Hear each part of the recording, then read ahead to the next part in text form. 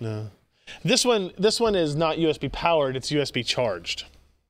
Like it's just, that's the LiPo. It provides suction, does it? The meter on it? Louder. It's louder, but it's also adjustable. I feel like that one was moving more. You've missed all the excitement, think? Jeremy. Really? Ryan has been talking about battery-powered fans for about the last 48 hours. There's that one. Really? Yep. And meanwhile, you've been running around the office taping everything. It's louder. It is. Of course. But it's a smaller diameter fan. So. Correct. That makes sense. And I found out why the Mickey Mouse fan sucks so much. Because it has foam blades.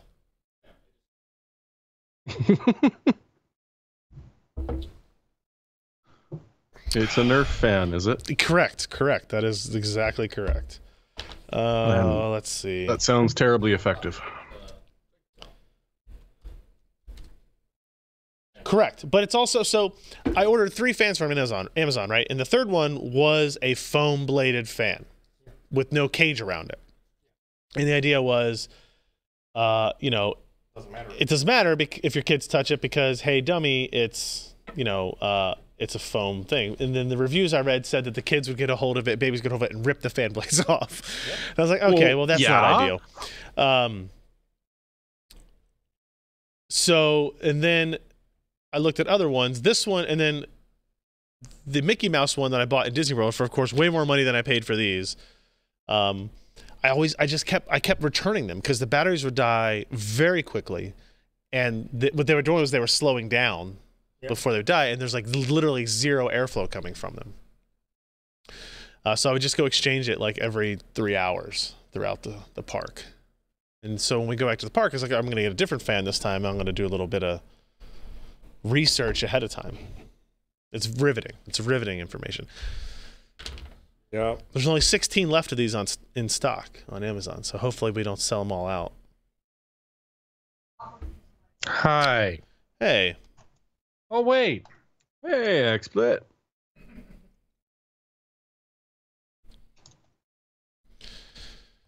Are we live? Can they hear us? Yep. Okay. So they heard my fan discussion?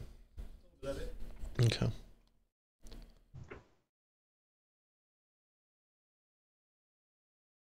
There's a good live stream option. We set up 4 battery-operated fans. Blowing a balloon up and see if they can juggle. I was just going to say point a camera at them and see which one dies It's like first. watching paint dry.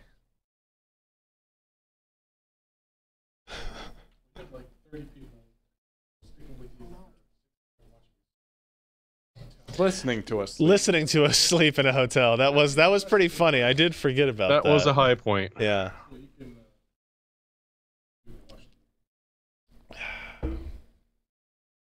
Obviously, I was not there because they would have heard me all night long. Josh wasn't at that one, was he? Cutting logs. I'm just more impressed that the service was that stable. Right? That, like, cause that hotel in the hood of Arkansas, damn good LTE. Yeah. And I don't even think I had the iPad charged. Or, sorry, it was Arkansas. I don't think I had the iPad plugged in overnight either. No, because it was in my backpack. Yeah. Like how we turned off the stream and then discussed the hotel we were going to, like to put in the GPS and stuff. I think we were all sneaky, and then of course everyone just heard it. Nobody showed up at the door to kill us, though, so there was that. We don't know if they showed up at the front door. That's true. What? I already read this message. Slack, please. Yeah, it was freaking out for me. The notification won't go away. How do I get rid of it? I want to leave this group. It's important. What did you...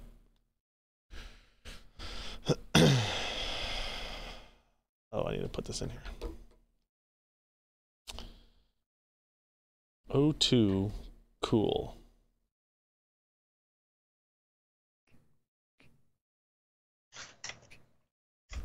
Hopefully my Picks of the Week folder has not run through. Get your shit together. What's the thing I put at the end? It's ampersand tag equals PC per OA 4-20. Is that what it is? Sure, why not?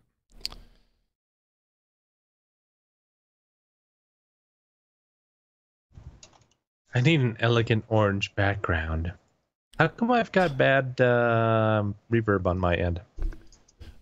Just talk for a little bit more and see if it goes away. Okay, I will talk for a little bit more, and I am still hearing it. How long do I need to talk? Because unfortunately, I'm rather parched.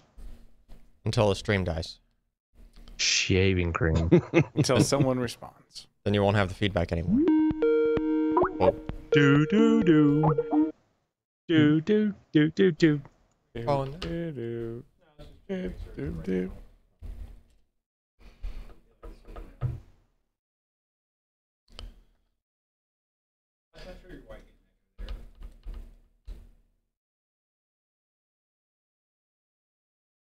And tag equals PC per OA 4-20. Yes, correct. Could you imagine how many Chinese Amazon resellers would email me if I posted a review of a battery-powered fan? I don't do it. About half as many Like as would email me we for posted some stories strange about reason. like 5 USB charging devices over the course of a decade, and we get Oh, dozens of those guys. There are dozens of us. There are literally dozens. Think how my many- favorite are the pipe fitters. Because when heat pipes were a big thing, all of a sudden I started getting emails. We are a Taiwanese pipe company, or Pipe fitting. we want to sell you this, or sell you pipe fitting services. Great. Interesting.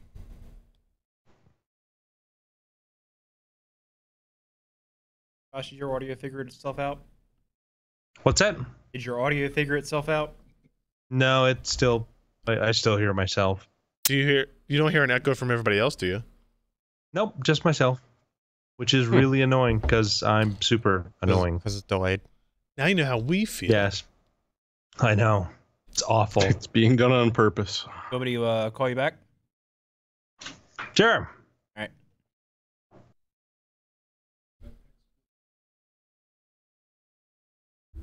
Shouldn't. He's been using XSplit for a while, hasn't he? No, he has. We yeah. used it for one stream Well- 2 years ago, and it's just been installed in the default webcam device. Well, it's because for some strange reason, the USB ports on my motherboard that Maury sent forgets that there are things there Did you check to see if there So I are have to any unplug. pins in the socket? and plug them back in again. And that's the webcam. And I still have echo. I guess I'm just going to have to deal with it. Jeremy, you don't have an echo, right? No, I'm not getting it at all tonight. Often I get it when I first start up, but Right. Maybe it'll so get far better. nothing. And we don't have, like, Ken's headphones aren't bleeding into his mic or something like that, right? And like Josh is only hearing himself, so it isn't like a system-wide echo thing. Maybe he's used to hearing us in echo all these years, and Maybe. Maybe. I know you want to bounce before we go. No, give it a go. all right. I'll deal. Oh, can you see this lappy top? You can. All right. Today's 4:59, Slappy top. July 19th already. All right, great. Mm-hmm. Have another half year to the dead. So another half year until you're dead? To the dead. Oh, okay. Hmm. I was I concerned. mean, you never know, but I'm just saying. All right, here we go. 3, 2. Hey everybody, welcome to the PC Perspective Podcast. This is episode 459, be recorded on July 19th, 2017. I'm Ryan Shrout. I'm Jeremy Hellstrom. I'm Josh Walrath. I'm Alan Malventano. I feel like Josh looks exceptionally like color balanced today. Do you guys agree with this? It's very color He's balanced. marvelous. Yeah. See, He's got a sheen going on. Like Wow, the colors I'm in the sweating. It's a healthy glow. Welcome everybody to our weekly podcast where we talk about computer hardware and other random crap. We do record the show on Wednesday nights, which it is currently as we record this, at 10 p.m. Eastern, 7 p.m. Pacific at pcper.com/live. Don't forget 8 p.m. Mountain, the most important. The fewest time people live in that time zone of any time zone in our country for certain. But the best. And maybe people. the world? Maybe the world? You think Maybe. about it, you know. No, Newfoundland's got their own half-hour time zone, Oh, really? and it's like literally just them. There are a couple of 15-minute time zones. What? True. Oh yeah. Why? Politics and What if we had don't an know. even gradient of time zones all the way across the country? What if we just freaking got rid of it altogether? Business would be hard. What do you mean we got rid of it altogether? Everybody went GMT? Just GMT. Yeah, GMT for That all doesn't make any things. sense. Just GMT.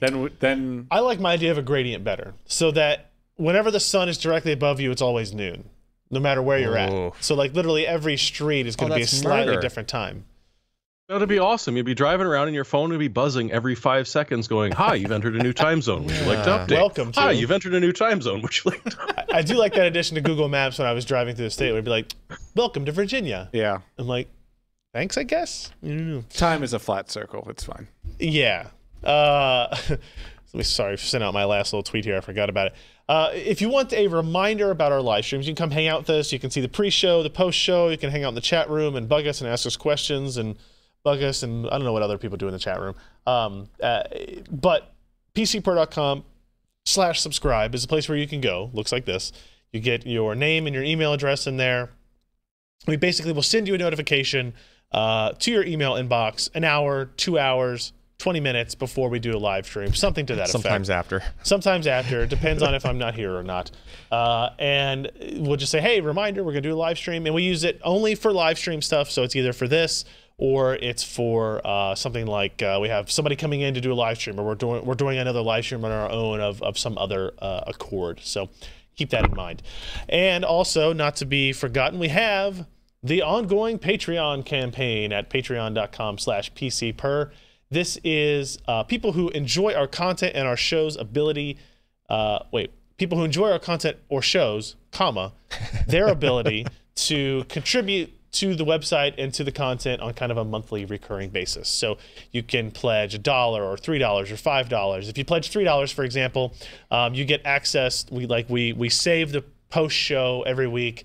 We send the link to the people who have pledged $3 or more to participate in the post show. Sometimes it's 5 minutes of random BS. Sometimes it's 50 minutes of random BS. It depends on how up to the task everybody appears to be that night. You know what? You're kind of marketing this to the wrong people. Oh boy! You need to please. talk about the people who hate our podcast. They need to donate because this is therapy for them. Oh.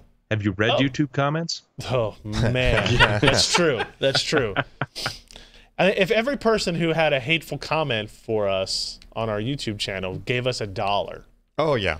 we'd be good for a while. We'd be good. We'd be good for a little while. Oh yeah. And they would be able to just cleanse themselves through the wonders of internet. As is always the case, if you become a new patron and or increase your patronage during the live stream, I will read off your name, no matter how funny or distasteful it may be, whatever you put in the name field of your contribution, I guess. So keep that in mind as we go. So let's talk about the handful of things we're going to talk about today. We're going to start with quickly running over Sebastian's review of the Asus ZenBook 3 UX 390UA laptop. You're going to run over his review? We're going to run over it. Okay.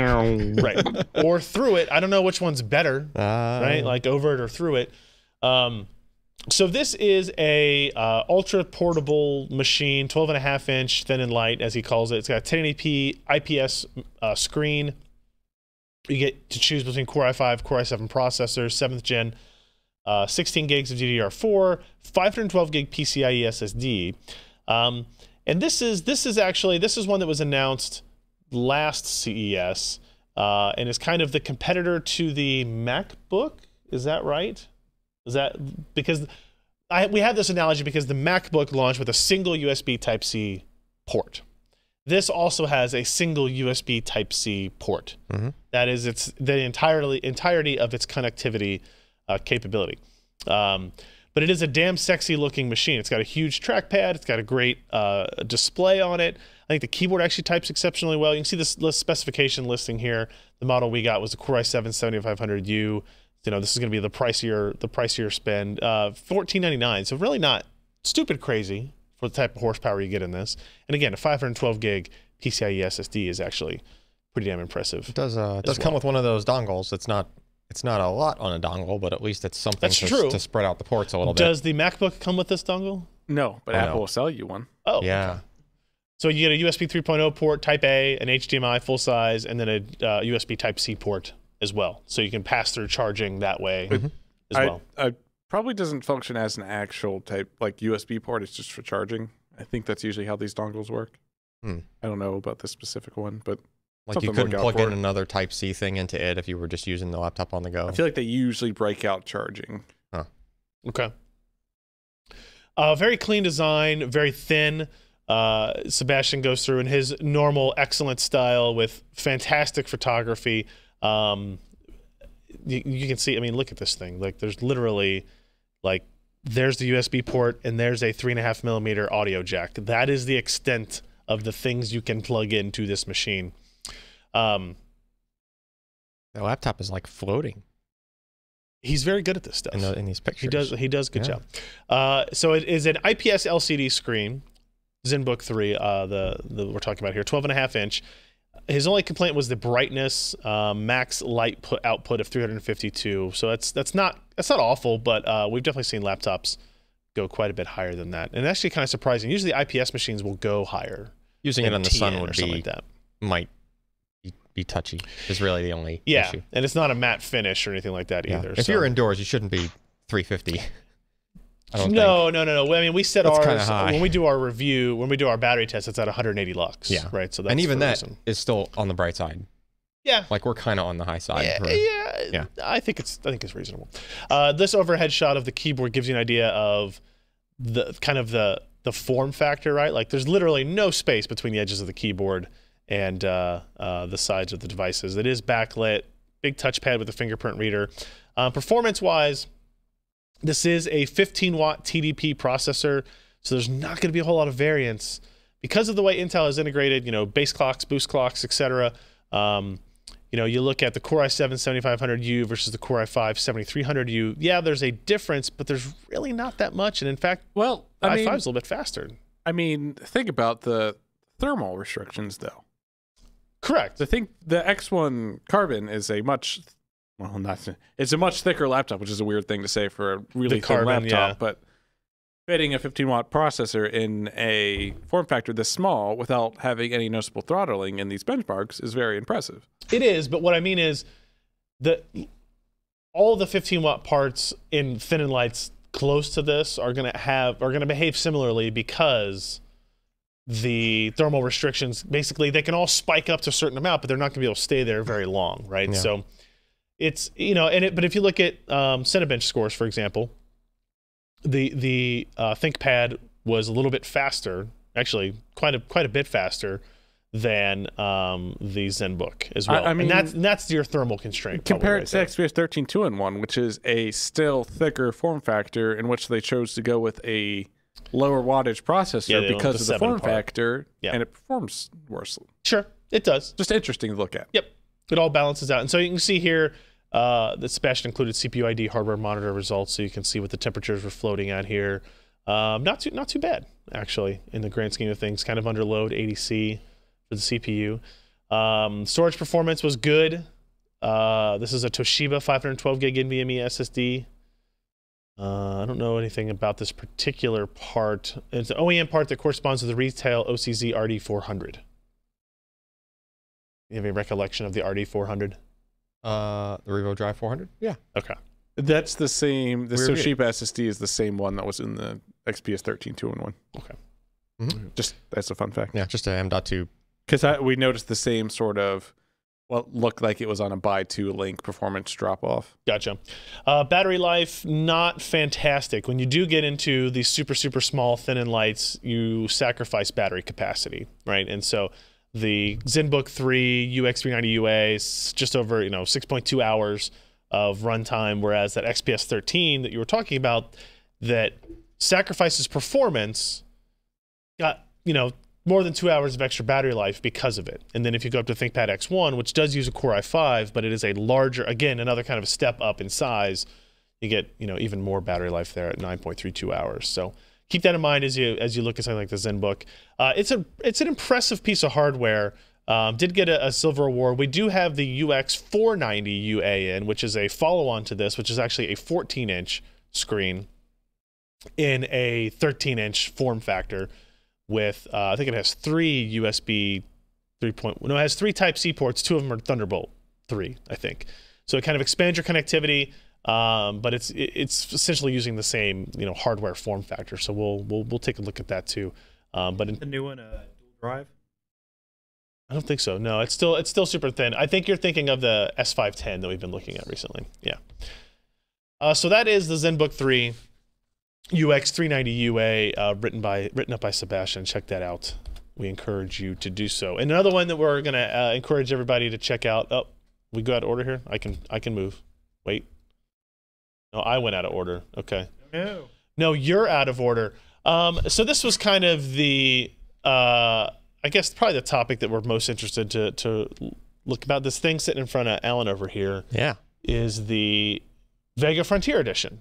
But this one is gold instead of blue. It's for that extra $500, It's plated in actual gold. That better be. So this is the liquid-cooled variant of the Frontier Edition. Same specifications otherwise. Still the Vega, 16 gigs of HBM2, 4096 GPU cores. They still list it at the same base clock, boost clock, even though the clock speed is really what changes in this platform compared to the air-cooled. Wasn't there a spec that listed a different power somewhere? Yes, the power consumption is different. So when they first announced both these cards, the air-cooled was 300, the water-cooled was 375. Okay. They have since adjusted it, and now the water-cooled is rated at 350 watts TDP. Now but it doesn't come that way. Yeah, so so first let me show you this first. Like, this is what the card looks like. It's pretty sexy. It's a water cooler. The design of the pump and cooler is very different. Yeah, it does not whine.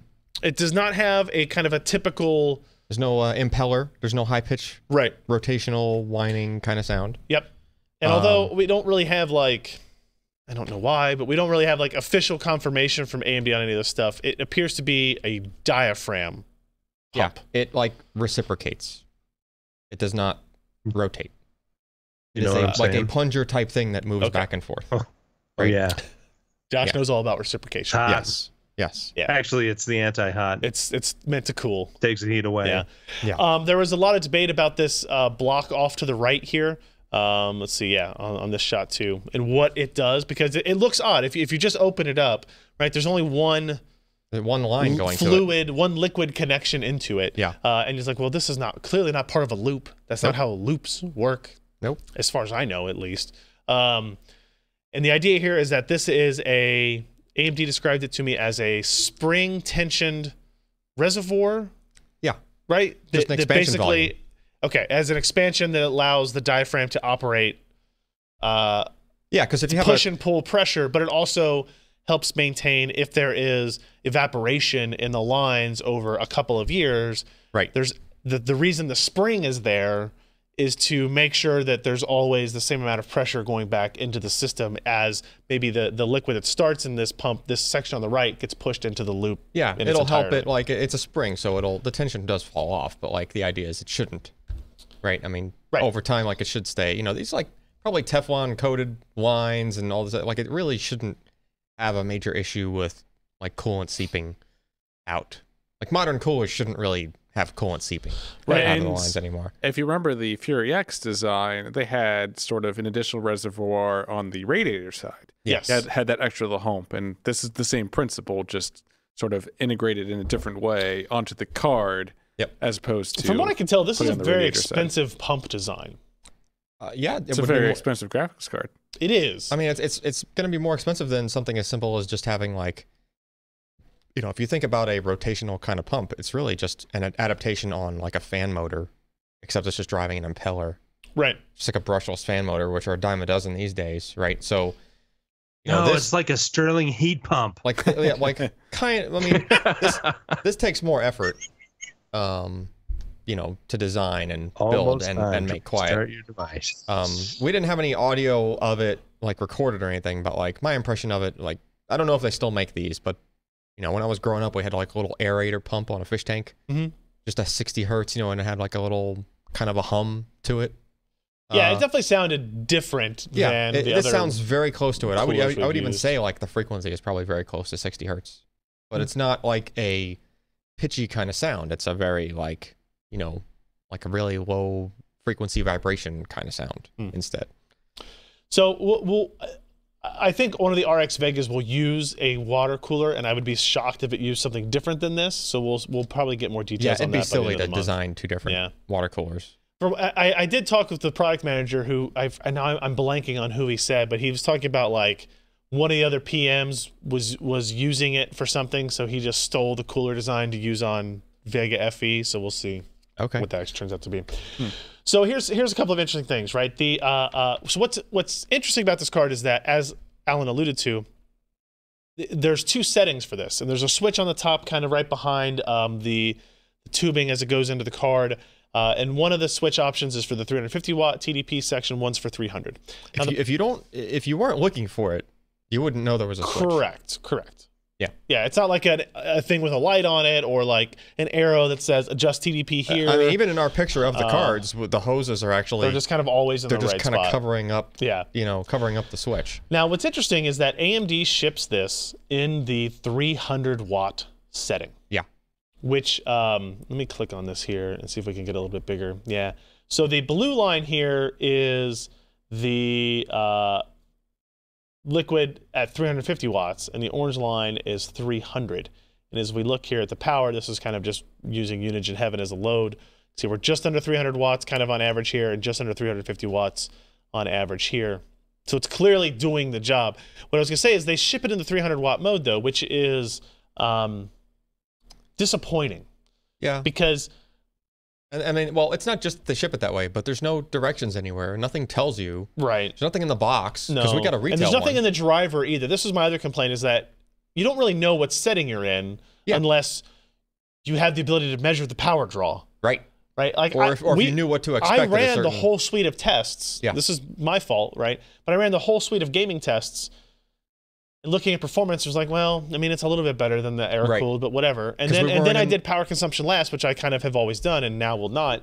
And saw that this is only drawing 300 watts. Started my engagement with AMD, and you know. Oh yeah, there's a switch. They didn't sample this. We bought this card. They weren't sampling anybody. They clearly didn't have like a plan in place for like, oh, Ryan's going to call me with this question. Yeah. They weren't really sure what it was supposed to be in. They said try the switch and see if it goes back, and I did. And now we're at 350. But then I was like, hey, this is supposed to be 375. It's not 350. We had another discussion.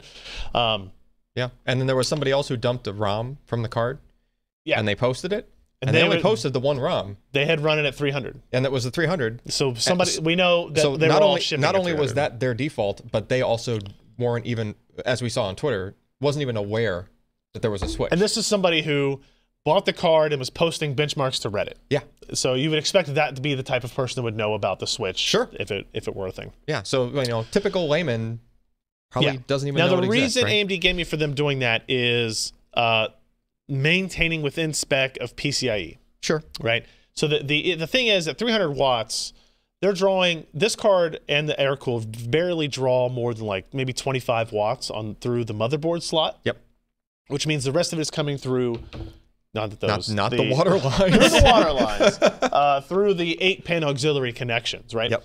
And those are only technically rated 150 watts a piece. Yep. So by sending it at 300, they can kind of guarantee that any kind of moderate power supply is not going to be impacted or cause stability issues or something like that. Sure. In that mode.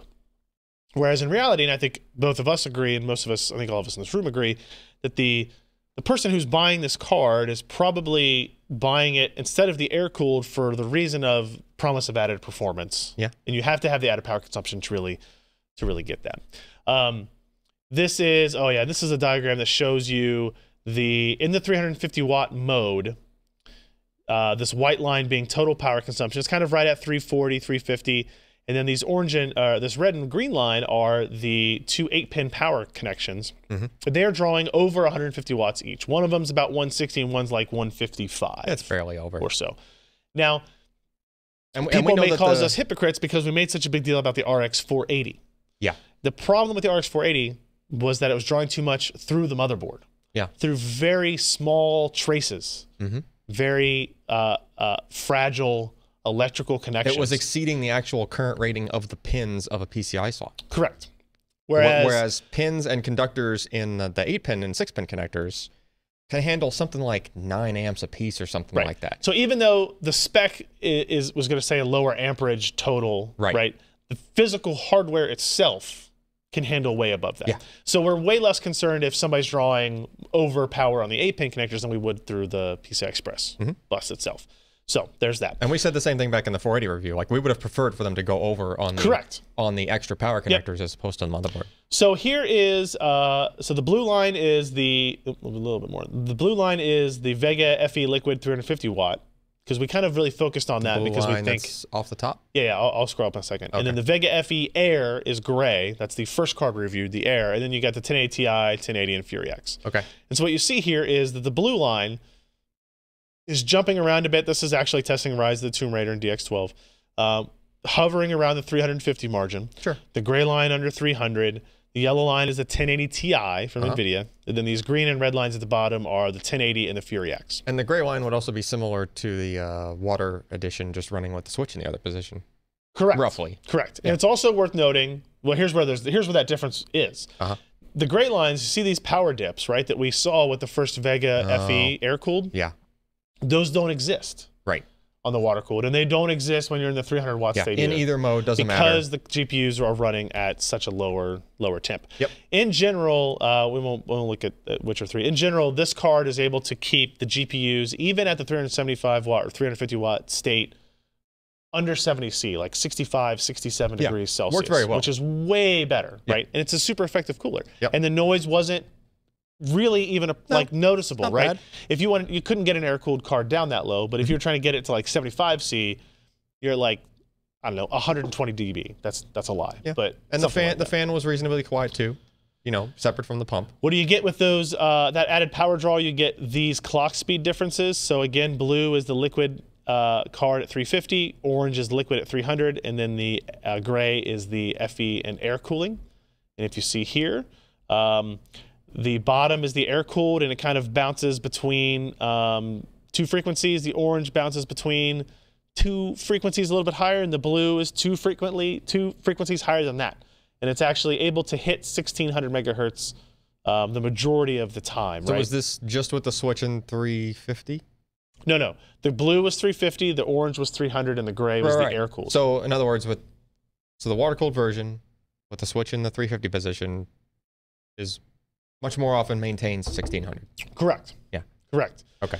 Yeah. And those jumps in that graph look small, but note that, as I say here in the text, I want to make sure I get these numbers right. At the 300 watt setting, the liquid cooled card oscillates between 1440 and 1528 megahertz, with the occasional spike to 1600, while the air cooled one goes between 1440 and 1348. Okay. While the water cooled one hits 1528 to 1600. So there's like it's jumping up. It's each iteration of the card kind of goes, yeah. And they're kind of wide steps, which is actually a little bit disappointing as well. And hopefully we'll learn some more about that as we get the Vega FE stuff. The performance is we'll show you that at the end. The overclocking side, we were able to get we were able to hit it rated at 1712 megahertz, and it kind of bounced between that and 1600. One thing worth noting, if you have this card, if you buy this card, you put it in 350 watt state, if you just increase the power target by 20%, 15%, it will basically be static at 1600 megahertz. Okay. Which is what you really want to do. Now we did overclocking. We got, you know, maybe say 6 or 7% clock speed changes out of it. What's important to note, just to clarify before we go into overclocking. well, I'm already there. So all of the there were some questions and comments on this. I figured we should clarify anyway, because people are probably curious. But like, so what was the configuration of the card for all of the tests you did in the review, other than the overclocking? 350 watts stock. Okay, so you just took the card, flipped the switch. I think there was a typo in the graphs, is what they're looking at. Oh, okay. I think the frequency is listed wrong. Okay. In the 350 watt state. All right, so it was in probably the state that a typical person would put it into. Correct. Not overclocked. I just basically flipped the switch. They just have to be aware of the switch, but correct. You know, okay. Now, when we went into the overclocking side, my final overclock was I added 25% power and 7% to the clock. What does this do to power consumption? It does a lot, as it turns out. The blue line here is the same card at stock settings. The gray is overclocked. We're up to 440 watts or so of power draw from that card. That's up there. Which is a lot. Yeah. It's the power draw of a lot of dual GPU cards that have existed in the history of time. Yeah, it's not great, right? And so the performance in general, before I get to the conclusion side of it, we'll just show Dirt Rally or whatever. The performance is better. The air-cooled, even at 300 watts, the liquid-cooled card is faster than the air-cooled card. And at 350 watts, it gets close to the 1080. Yeah. It's closer. And in some cases, the difference between this is a good one, right? At 350 watt setting, the liquid-cooled card is 13 or 14% faster than the Vega FE Air, which is a lot. Yeah. More than I expected, to be completely honest with you. And it brings it, you know, within 1% of the 1080 at 2560 by 1440, and actually 8% faster than the GTX 1080 in this game. That's the only game that this occurs in. Now, that being said, it's still slower than a GTX 1080 Ti by almost 30%. So that overall is kind of disappointing, since the 1080 is like a $500 card. Keep in mind that we're not looking at this as a gaming card. It's not really for the gamers. I'm with you. But like, yes, you know, it puts in perspective what AMD is going to have to do with RX Vega to make it right. compatible. That's where I was going with that. Here's another example: Rise of the Tomb Raider. The liquid-cooled card is 12 to 17% faster than the air-cooled card. Again, pretty impressive. And it brings it basically on par with the GTX 1080. My conclusion to this is that two things. One, we didn't do any professional testing. I just kind of ran out of time. And one of the tests we tried to run didn't want to work right or something. Yeah. It crashed, but whatever. Not the card's fault necessarily. I wasn't really interested in reviewing this particular card for the professional level stuff. I was more trying to use it as what are kind of our best case estimations for RX Vega. Unless AMD has some trick up their sleeve. What was the thing we heard today? Oh, they've been sandbagging Vega Frontier Edition, which would be an insane idea to me that they would do that. Yeah, they would just sabotage their own product. They would risk the type of coverage that they would get in order to make some other product look better. I just don't see it happening. Yeah.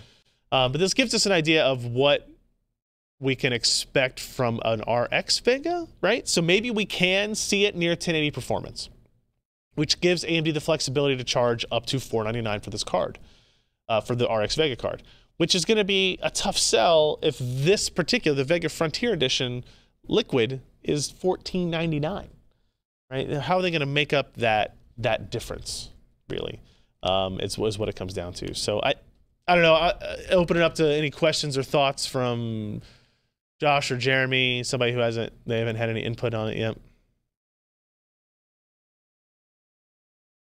Somebody's muted. Somebody. Nope, they're not muted. They're just mute. I'm not muted. Is that a meh? Meh. It's the content creator card. Yeah. So $1,499. Yeah. I mean, I am a bit confused by, there seems to be an awful large number of people commenting that some, as if the drivers are just going to give you like some kind of 50% gain when you switch to There's not going to be 50%. Like, I mean, there's a possibility that drivers can do something. I mean, I'm sure it'll help some, but it will. But drivers help everything all of the time, right? I seriously doubt it will suddenly be like a 1080 Ti beater or something. I don't think they're going to make up 30%. Like, yeah. And I would be 30 to 50% improvement in your games. I'd love to see it, but It would be Yeah. great. Sure. I mean, if they could do it, that'd be phenomenal. Yeah. But I just don't see it happening.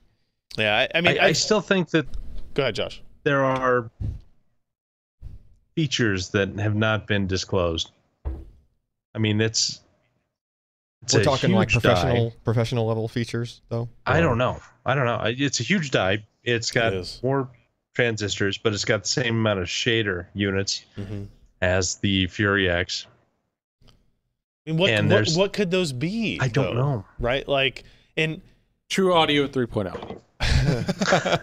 Well, You know, maybe some matrixy type.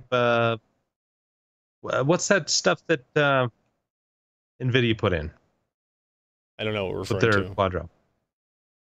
I can't remember I offhand. don't know. Are you talking about like for The fabric-y AI stuff? deep learning, or are you talking about the tensor processing Yeah, they've unit? got those. The tensor. This Stuff. does not have. I doubt that. I know that. Probably not. Like, you know, I don't know. They've talked a lot about stuff, you know, like half precision math, yeah, which is supposed to do really quick. which would be great. Games don't really utilize it. You know, True. that's going to be good for the machine learning, you know, AI side of things for people for software stacks that integrate that. They talked a lot about high bandwidth cache controller. They talked a lot about new geometry capabilities that may not be enabled. If they come up with 20%, I'll be astounded and I'll applaud and Yeah. fantastic, right? But Yeah. the likelihood of that seems fairly low.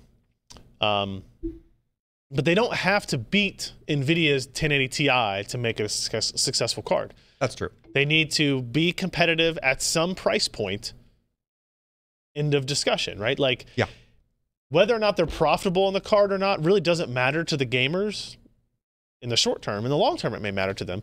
But in the short term, all that matters is that you make a card that is good looking, that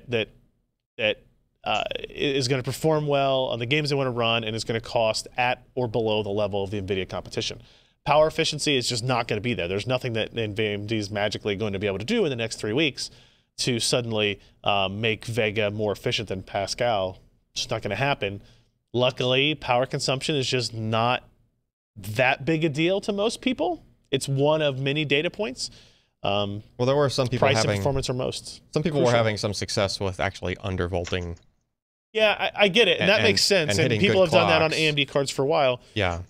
AMD has, look, AMD doesn't have as many resources as NVIDIA in terms of engineering, Sure. but they're not idiots. Yeah. Like, there's a reason they run Vega at 1.2 volts and Yeah. not 1.05. Yeah. Probably a margin that they need to have for Correct. it to be stable, and So, you know. so while each individual might be able to do that and improve efficiency, the fact is that NVIDIA, you don't have to do that Yeah. to make Pascal better. Yep. Right? So AMD's not just going, oh, I don't know, pick 1.2 and let's just go. Right? Like, Oh darn, we picked the wrong number. math and science has gone into this decision. I have no doubt. So that's the Frontier Vega Frontier Edition Liquid Cool.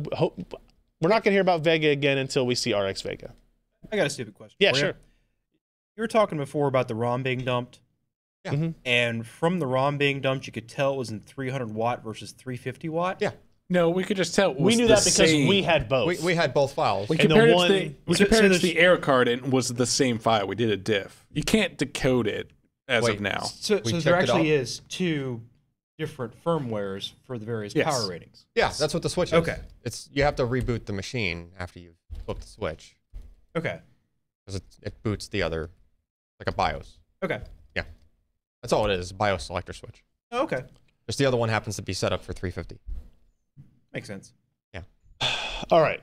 Let's move on then. Maury posted a review of the Asus TUF Series Z270 Mark I motherboard. Not going to spend much time on this. This is your Kaby Lake / Skylake mainstream enthusiast motherboard. It's the TUF Series. What would we say this is targeted at what, Ken? This is the reliability specialist Yeah. board, I guess, but they've seemed to have more just made it a motherboard. It seems to me in the last Well, couple they of generations. still market like hardware certification lists and increased lifespan of components and stuff like that with the TUF series. But Yeah, Yeah, it's just kind of one of their mid-range motherboards between the Prime channel stuff and the ROG stuff at this point. Fair enough. So this is they do a little bit more on certification of the components, the MOS, the alloy chokes, the capacitors, those types of things. They have like what they call the armor for the motherboard, right? So just like plastic housings that kind of prevent dust from getting in different things.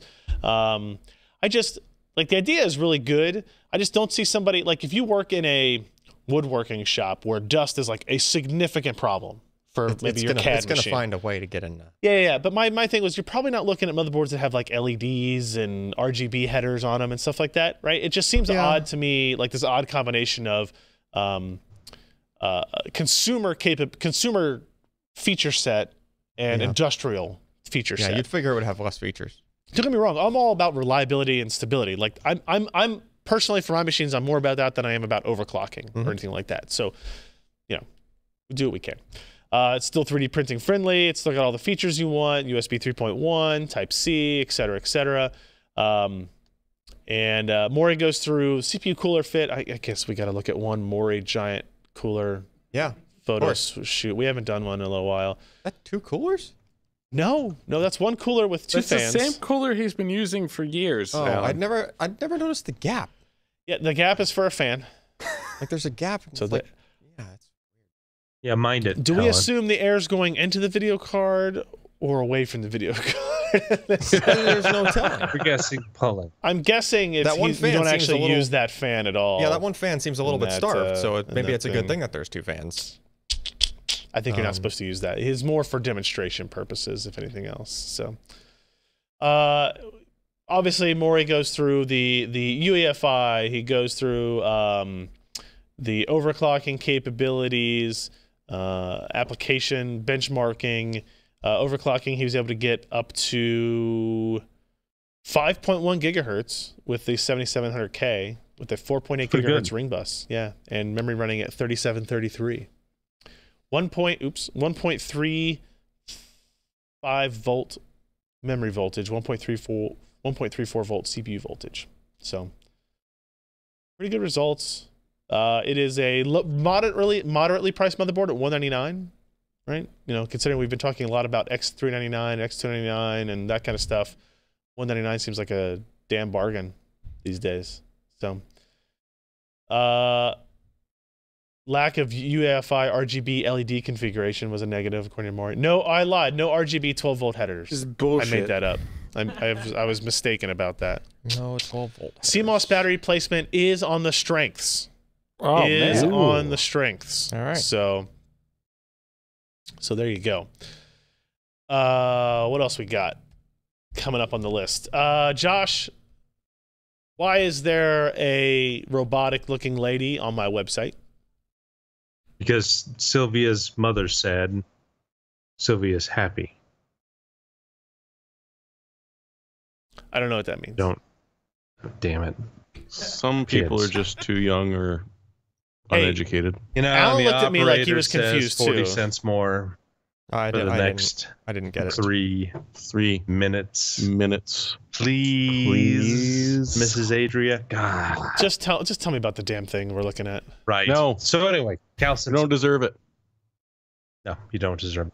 Cal Simpson from he's England. He's a guy that I've been following on Twitter here for a while. He talked to the people who have developed Sylvia. Sylvia is an intelligence on command conversational AI.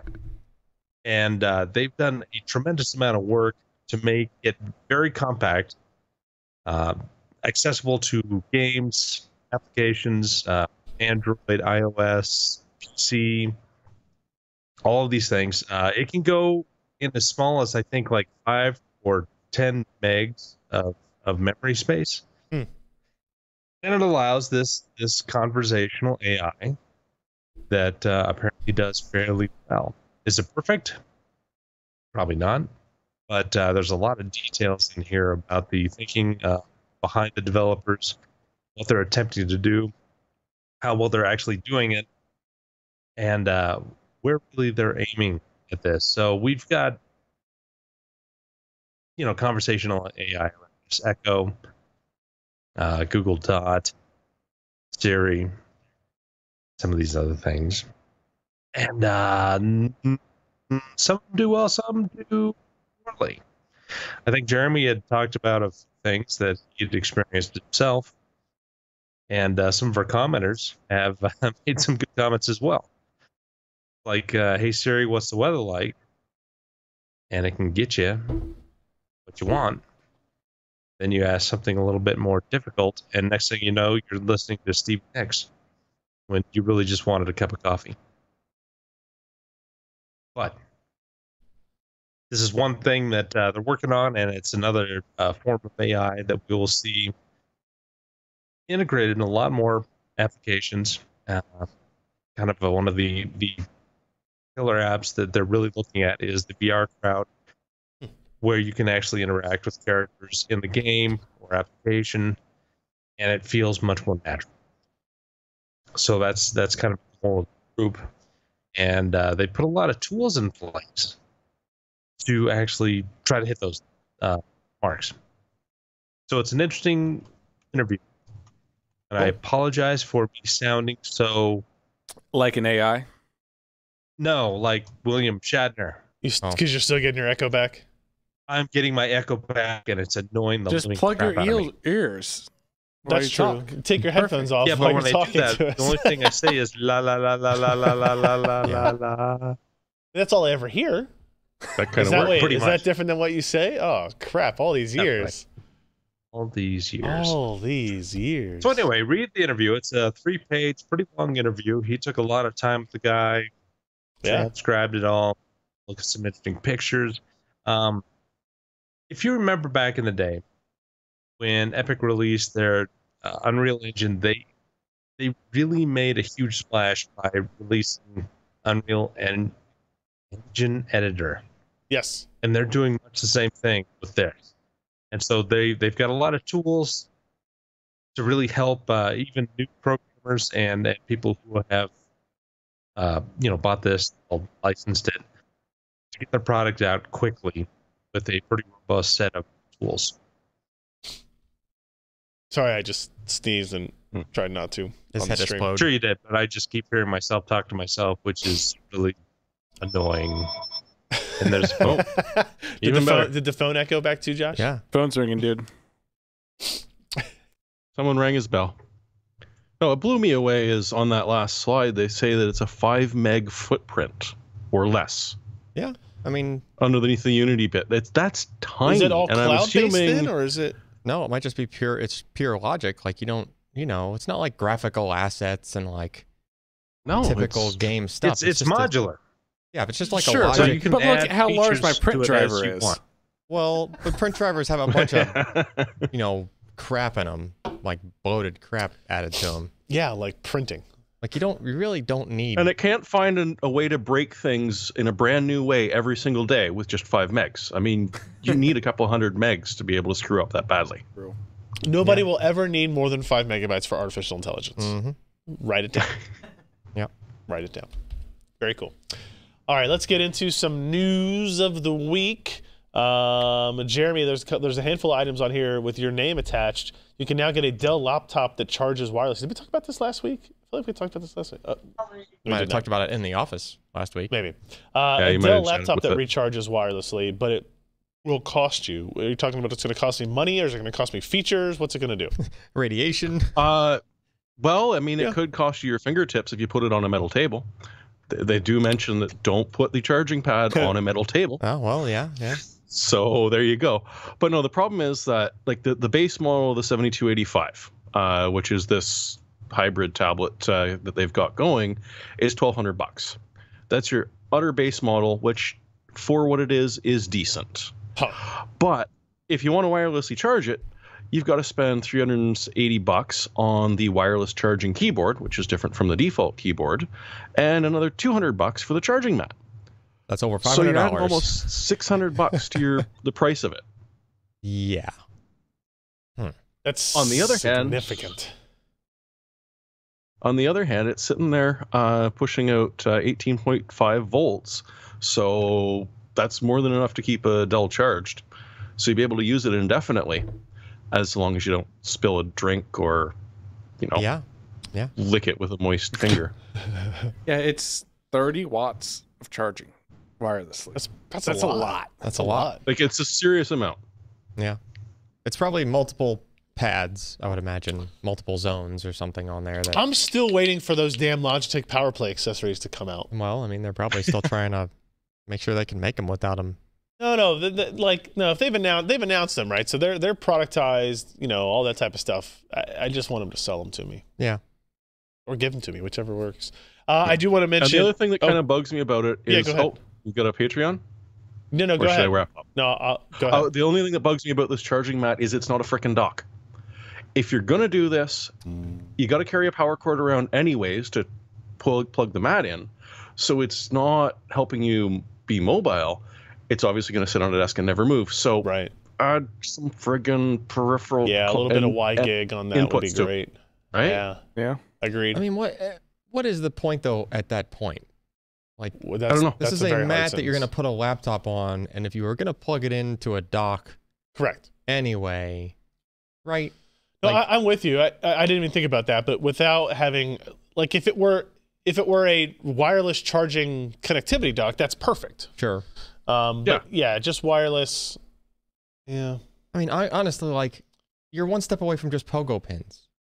You know what I mean? Just if you have to put it on a thing anyway. But you could Right? turn it and So rotate it a what? little bit. Like, Maybe. I don't know. I don't, I don't know. And what happens if you got a wirelessly charged phone that gets a little too close to that mat? Because I don't think they charge at quite that high of a wattage. Well, I'm sure it just wouldn't negotiate Are and you start sure charging. it wouldn't?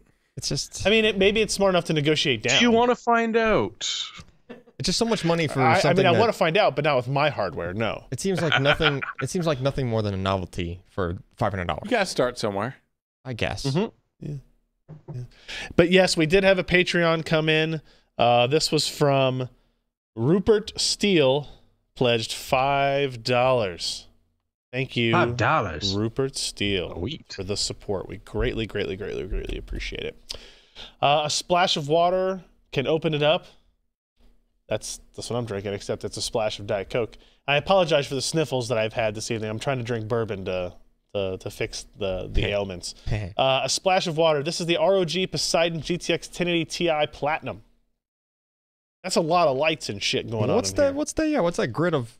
Yeah, what is orange? this over here, Jeremy? Do you know what this Those is? are the hailing That's lights. the sexy bit of the card. Okay. So this is a hard SCP review that they did. They attached a Coolance Exos liquid cooling system. Man, those are old. We have one. We have Yeah. 3 of them in the back. We We have 3 of them. Exos cooling systems. Yeah. 2 silver ones and a black. Oh, I thought we just had one. Nope. Huh. You're just not looking through And the here you are shelves mining closely enough. dry like Yeah. a peasant. Yeah. So what stands out about this particular card or testing that they did, other than this? Well, honestly, that looks like a freaking brake light from a car. I know. It's, Yeah. Right? It's like a But it has the power slot ROG. It's like a long. plastic cover behind the lights with the Yeah. ROG logo Yep. in the center of it. You can barely make it out in that picture, but Yeah, it's hard to see. man, that's like It's yeah. But anyway, so this is part 2 of the review. Oh, okay. This is a hybrid cooled card, so you don't have to water cool it. You can just let Right. it go as is. And they did that first. The second review was plugging it into the coolants. Yes. And it was interesting. So just straight out plugging it in, the minimum clock they saw in the water cooled pretty much matched the highest clock they saw at base on the air cooled. and it just went there on So its it own. makes a freaking difference. That's cool. And not screwing around with it or anything, just plug her in and away it goes. Yeah. At the top end, I mean, they ended up hitting 2.076 gigahertz. It was higher than the air-cooled card, but not significantly high. Yeah, 70 So megahertz this is is not a lot. Yeah, I mean, you can hit No? 2 on air, like I usually. mean, clearly they did. They just said Oh, they did with that card. Well, I mean, 2003. sometimes it varies from card to card, but you can usually yeah. hit 2 on a TI. But it got significantly quieter, and like I say, Just just true. plug her in at stock. All of a sudden, your max clock suddenly become your min clock, Sweet. observed in game. Gotcha. Decent for Very cool. hardcore overclockers. don't go this way. Man, because over... it's. Go ahead. Sorry. I was going to say, like almost 2-for-1 devices. It's not perfect at either one, but it's a nice mix of the two. Yeah. So over 2 gigahertz off. is pretty great on a 1080 Ti. Yeah. Like that's a whole lot of performance, guys. It just kind of seems like a card begging for a market to me. The Poseidon? Yeah, like I understand how the flexibility of being able to go to water if you want to go to water is cool, but see what he did there? Yeah, I see what he did there. I've been kind of toying with the same thing. I have a Founders Edition 1080 Ti, and now we're at the point where EVGA sells a water block with a self-contained loop. Oh, yeah. And I'm more likely to do that than water cool my entire system out of the blue. Like, right? Yeah, but I mean, it seems you're like basically... people who already know they want to do custom water cooling are already buying a CPU block at the same time, making sure they get a motherboard that they can get a block for the VRMs. I don't disagree. It or seems a board like that comes with the block on the VRMs. Yeah, like this is much like the argument of why do you buy a motherboard that has the ability to support SLI? Because maybe I'll go get a second card one day, and I don't want to waste my investment. This is the same thing. And I agree that that's probably a small subset of people that actually ever act on that. But the idea of providing that flexibility, I think probably entices quite a few people. Yeah. So we also have the Oculus Pacific bringing VR to the masses. This is a rumor coming out that was basically that Facebook was going to have, or they were building a new Oculus headset that was self-contained VR, powered by Qualcomm. So not something that hooks up to a PC, not something that requires cameras to be configured or set up or whatever.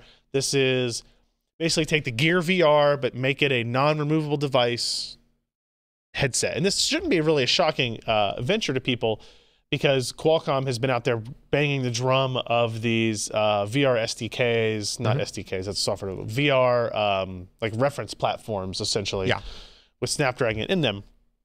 What is interesting is that, they're working on, like, that Oculus, kind of the progenitor of VR in this iteration, right? That, you had to buy, what was the cheapest budget VR PC we built when Oculus first launched? $800? $1,000? Yeah. No, like 1,000. I think you managed. So I think you managed just under 1,000. Yeah, and they're saying this is going to be $200. Well, that's the rumor. So I mean, that's not the comparison to make between the Rift and the gaming PC. It's the comparison to make between a high-end smartphone. So a high-end smartphone plus the Gear VR. How the hell could they make a high-end smartphone for $200? Yeah, I don't like know. You can't get because rid of the it's display. purpose-built. I mean, the industrial design, you could be, I guess, less advanced with the cooling and stuff like that, but like you still have to put the SoC, you still have to put the display in it, put a battery in it. If you're to be taking a loss on it. If I was thinking this through, the a VR-centric device is going to be more expensive, right? Because it's going to have the highest end parts you can buy. Yeah. CPU, GPU. It's going to have a bigger battery. It's going to have the best screen, right? But I guess it doesn't have to be. They could just be building moderate capability systems, and pricing them at this, just try to get mass market appeal to stuff. I guess. And 2 decent screens as opposed to one big good one. Maybe. So all of a sudden you're saving on the glass. Yeah, you might go to there are maybe cheats, get that cheaper. and this one, the $200 model, the first one they're releasing, because it's just a rumor right now, right? It won't have positional tracking on it at all. They're talking about a second version to come out, which will. Sure, but now so it's there's a Gear obviously VR. trimmed down to the minimum. Yeah, okay. I guess I could see that. If I were giving these groups advice, it would be, do not release a crappy product just to sell to. But I mean, like, a crappy GPU from AMD isn't going to kill the graphics add-in market. A crappy VR headset still has the capability to kill the current VR market, right? And we have to wait for another, which is already Phoenix kind of wounded as it is. Yeah, exactly. Yeah. Still pretty interesting stuff. So, Thermaltake's Contact. Didn't we do a review of one of these? The Contact Silent 12? I don't think so. No? It doesn't sound familiar. Okay. I looked at the keywords and it didn't come up. Who is this result from, Jeremy? This is from Tech Report. Contact, not Contact. Contact. They forget a T. Silent 12 heatsink. $25. Anything? Oh, that's nice. Yeah. So we're getting into the Cooler Master Hyper 212 Evo line. Anything stand out about this particular cooler then, or? More or less the exact same thing as the Wraith that you can pick up, except quieter. Makes sense. And super cheap, so you don't have to pay the extra bit for the Wraith, which is often a little more than the $25. Right. The blades on those fans do like some weird little dimple Yeah, thing. there's Yeah, like it looks like they kind of. Yeah, it's like it's like a ripple or something in it. Everybody's been trying to figure out how to make fan blades better for about 100 years. I mean, I wonder now. if that actually makes it quieter or not, or if it's just like, we're just going to make it look cool. Or all you have to do is Well, convince it's gonna- a couple of people that it improves airflow. Yeah. Well, it's going to increase turbulence. It may increase noise, but you'll get better air separation. I'm just bouncing to see where it was.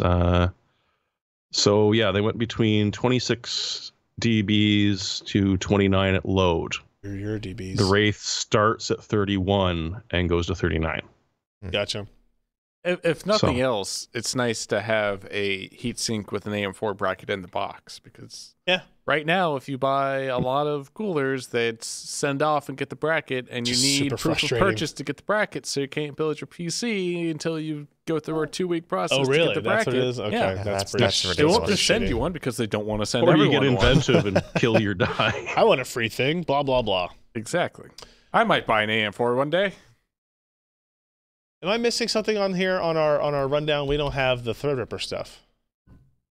We don't Who's have it. Threadripper? We don't have it on the rundown because that posted the morning the podcast went live. Yeah. The after fact. We Well, did miss that. so stay tuned to the end of the episode, everybody, where we can talk about Threadripper pricing because we're going to do that. But what if I don't That's our want last to? story.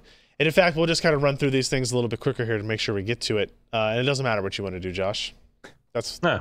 I mean, did it sound like your home life right there? I'm sorry, I didn't really mean to come off that way. Is that Oh, right? Josh, just keep listening to yourself in the corner over That's there. a low blow. Counting cores, Intel on the bench, $50 difference between the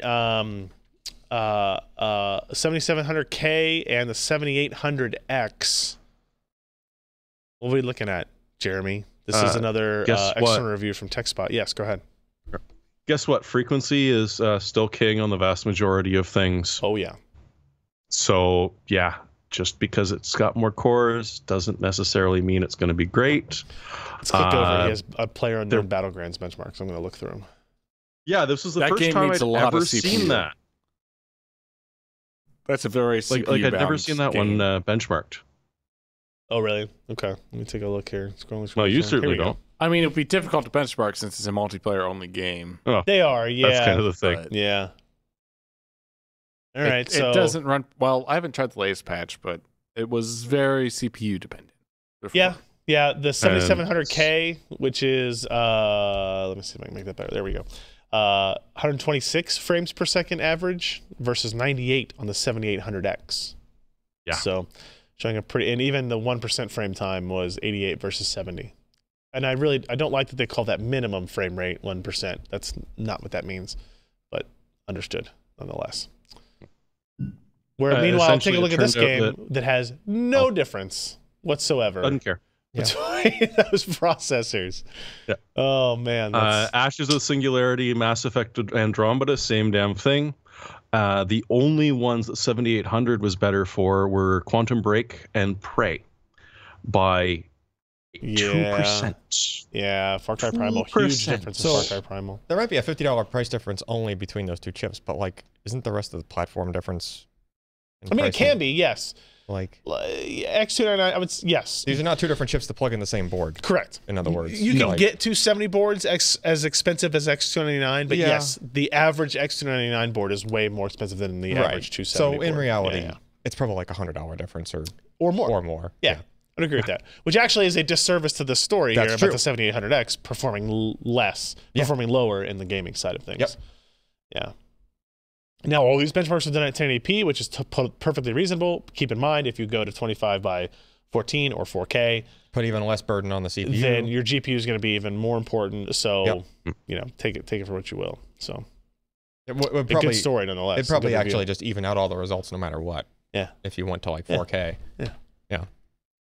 Well, you'd be benchmarking your GPU at that point. Yeah, you'd just be benchmarking the GPU. This is an interesting rumor. Ken, you wrote this up. Intel is possibly launching quad-core Kaby Lake R CPUs for ultra portables. This would be a shift from what we have today, which is everything that's a processor for a laptop that's not like a gaming laptop is a 2-core 4-thread, right? Yeah. So again, as we were just talking about these 15-watt processors, they've been dual-core hyper-threaded parts, and the rumors have been churning.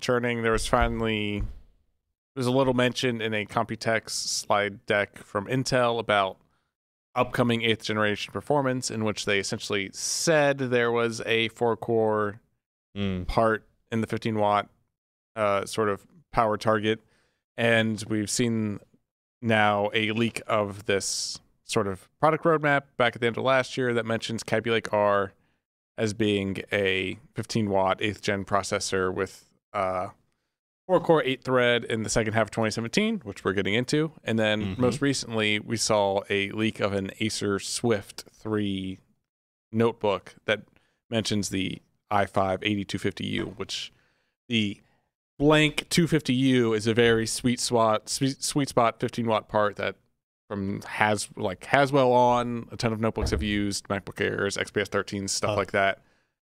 And then we did a little bit more digging and found on Geekbench in their database, there are actually a lot of 8250U results. If you click the link in the paragraph above it, you can actually go to the page, see Asus, HP, UX430 UAR. I've never heard of that machine before. Weird. It's almost like the next generation of all these machines. If you scroll, there are a couple more vendors there. So it seems like everyone is testing this part. Dell, HP, Asus in the machines you expect. A new Dell XPS 13, you say, huh? Yeah. Which is kind of weird because 9360 is the current model number. So it sounds like it'd be more slight revision than a generational redesign. Oh, I see. Which might make sense for it being just a Kaby Lake respin as opposed to Coffee Lake, as a lot of people were kind of thinking this 8250U part would be. But if you go back to the article, quad-core hyper-threaded. Yeah. Okay. So if you go back to the article, I did a quick performance analysis. So let's scroll up. Oh, where? Up. Down. Down. A little bit to the right. Underneath the photo. Too far right. It's a 54% increase in multi-thread CPU performance and a 7% increase in single-thread performance against the 7200U and the XPS 13 in Geekbench. Right. The key will be how and in what direction does this affect the battery life? Well, it shouldn't affect the battery life if it's a 15-watt part still. I mean, in that point, why have multiple 15-watt parts at all, right? Like there's a difference there, but I don't know. Well, they can charge you more for the higher clock speed ones. Oh. This is a 1.6 base, 3 point something turbo, I forget. That's a huge gap. Yeah. That's amazing. That's what you want, right? Like ideally that's what you want. If you have 4 cores running, it's definitely only going to clock at 1.6. Correct. 15 watts. Yeah. I mean, but I'd be curious if you have all quad cores running, for how long does it take for it to clock down to that? That's really what's key, right? Yeah. Like if you're doing some activity that takes 3 seconds, like a Photoshop filter or something like that, or a Premiere like effect adding or something like that, right? If you can use those quad cores for 5 seconds at full speed, that'd be very nice. That's doubling of your performance, right? In theory. So yeah, that's pretty interesting stuff. So yeah, I mean it's nice because the sort of lowest power quad-core processor you could get from Intel is currently a 35-watt part, so more than double the power out of the 15-watt parts. So it would be interesting to see what this means for ultrabooks, who have been very stagnant in their performance since Haswell and that sort of generation. They've gotten better in battery life, but performance has been, a couple of percentage points increase. All right, very cool. All right, Jeremy, you've got a couple more in here we got to run through. More glass holes. Yep. If at first you don't succeed, go to the enterprise market. I like it. I like that. So that's what they did. This will be a competitor to the HoloLens. They're giving us very little information whatsoever about it, apart from they've doubled the camera. One, not like a repurposing. No, it's a new version. So Okay. It's got an 8-megapixel camera with a red light that turns on when you're recording, which kind of needed to be on the first version, and a little bit of Wi-Fi bandwidth increase, but that's pretty much all they're doing. They said it was a new SoC that we know as of. well. On the other hand, that's about all they really need to do for what they're talking about. Whereas if you're working in a factory, you need to be able to see inside that little bit that you're trying to fix. The only thing that fits in is your arm. Right. Or prototyping design. So, I mean, it makes sense. It's going to compete against the HoloLens, which runs just short of $6,000. So I think we've got a rough idea what the price is going to be like. So we'll see if this one works. And then the good news is you won't see it in the streets and in the bars as much as you used to. So Wired actually had a really good article about this, a really in-depth article this week, where they've they've had this revised glass for a while now, and they've been selling it to enterprise customers for $1,300 to $1,500. So it's significantly cheaper than HoloLens. People, after sort of the public failure of the first glass, these companies kept developing apps and kept using the sort of public version, and then went to Google and said, hey, we find this to be valuable in this certain application. We would like some more of these, please. Would you make them? And they've kind of revised them. So now you get like frames of safety glass in it, so you can wear it on the shop like floor. This picture, yeah. Also in that article, in that Wired article, there's a video about like some consulting company and Google and Boeing, and they have this application where for doing wiring harnesses of airplanes, they can have their technicians wearing the glass, and they can look up the schematics and view it on the Google Glass instead of having to go over to a laptop, type in the part number. They use voice search. They look at the schematic. They plug in the wires. They can double check stuff. They make sure they can watch the video on how the assembly is supposed to be made if they aren't sure about something. Yeah. Just like really cool sort of applications for factories. I've never been a doubter of the usability of this technology when it gets implemented. I think it's easier to implement when you have like these extreme verticals of manufacturing, or you mentioned like DHL delivery. Like if you're a UPS driver, right, this is a perfect thing to have. It's going to give you your directions. It's going to tell you like, hey, you've got a pickup. Here's how big they are. Like this constant stream of information that's helping you. If you're a garbage man that comes to collect garbage at 2:47 in the morning and you need to tell people that they didn't have their garbage out who puts garbage out at 2:47 in the morning? Not me. Man, sorry, personal issue. Very cool. This is an interesting rumor. Corsair could be purchased for over $500 million. By the rumor is, according to Reuters. Reuters. Reuters. It's Reuters. Raiders. Exactly. Reuters. Just call it luxury yacht. They claim to have two anonymous sources. The Corsair is, quote, in advanced discussions to be acquired by Eagle Tree Capital, which I have never heard of. So I'm not sure really what to make of this. They claim the transaction goes through in its current form will be worth more than $500 million. Eagle Tree has several backers, including Goldman Sachs and other ones I've never heard of. So we posted the story, and all the reaction on Twitter was like super negative. Like, oh, there goes everything that made Corsair good. Might as well start flushing Corsair down the drain, blah, blah, blah, blah, blah. Things like that, right? I don't think these people realize Corsair has been 50% owned by private equity for like the last 3 years. Yep. They're already owned by private equity. Yeah. Say again, Josh. They're not a public corporation. Correct. They were going to try that. There were lots of talks about going IPO, and it just never happened. They're 50% owned by Andy Paul and 50% owned by some other private equity firm right now. And this buyout would be basically one firm buying up 100% of the company. Now, what that means for the products and everything is totally unknown.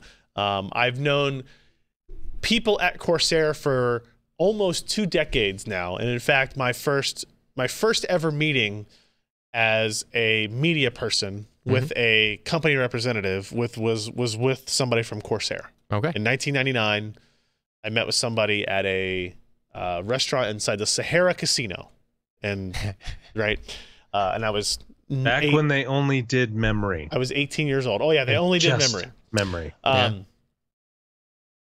I don't think that anything would really change in this, but you just never know, and that's what people's fear is.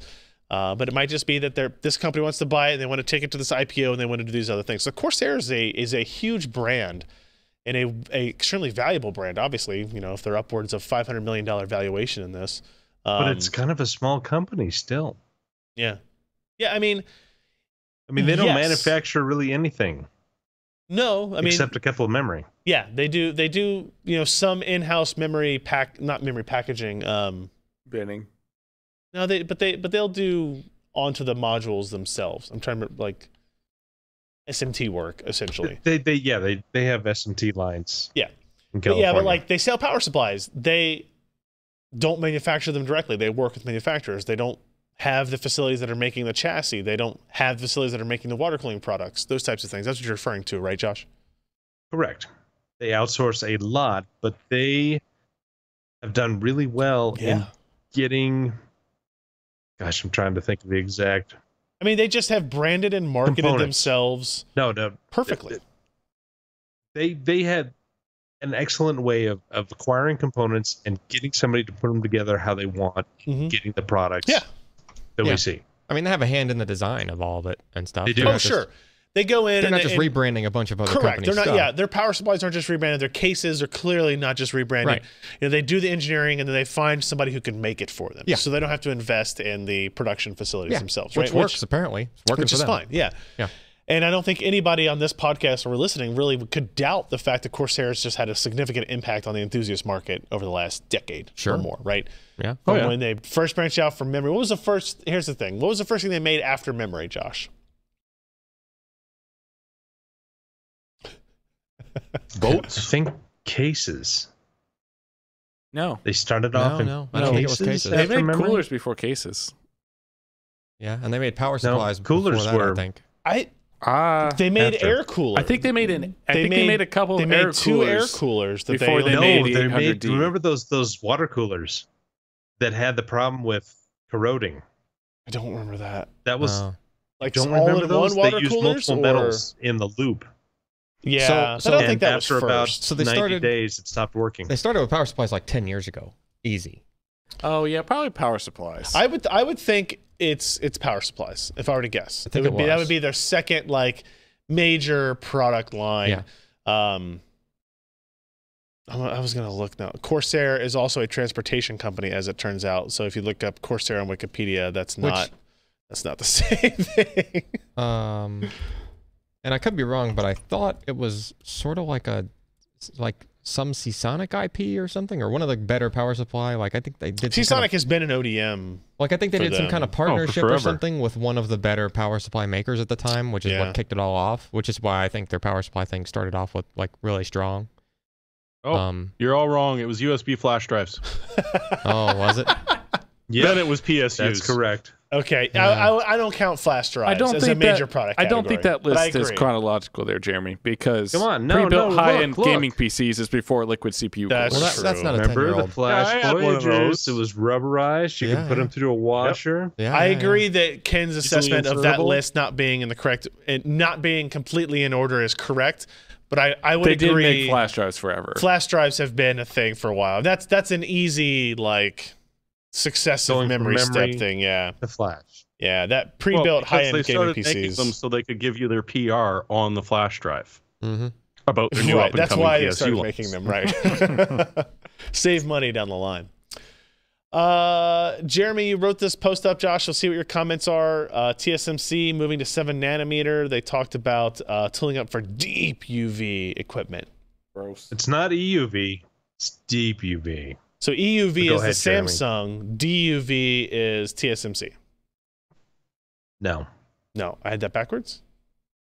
Neither is correct. Oh, damn it. What is this deep term supposed to mean? Because that's not deep ultraviolet light. It's not how those Okay, terms work. DUV is not extreme. Correct. Okay. UV. It's And so eczema. instead of being, go ahead, Jeremy. Oh no, you're much better at this than I am. You know Okay, your process EUV tech. does something like 13.5 nanometers wavelengths, Uh-huh. and DUV can do 248 to 193. Which is So okay. it's better than visible light and the Right. blue lasers, I think, that they use now. Right? But it's not as good as EUV, and it's not as complex. Okay.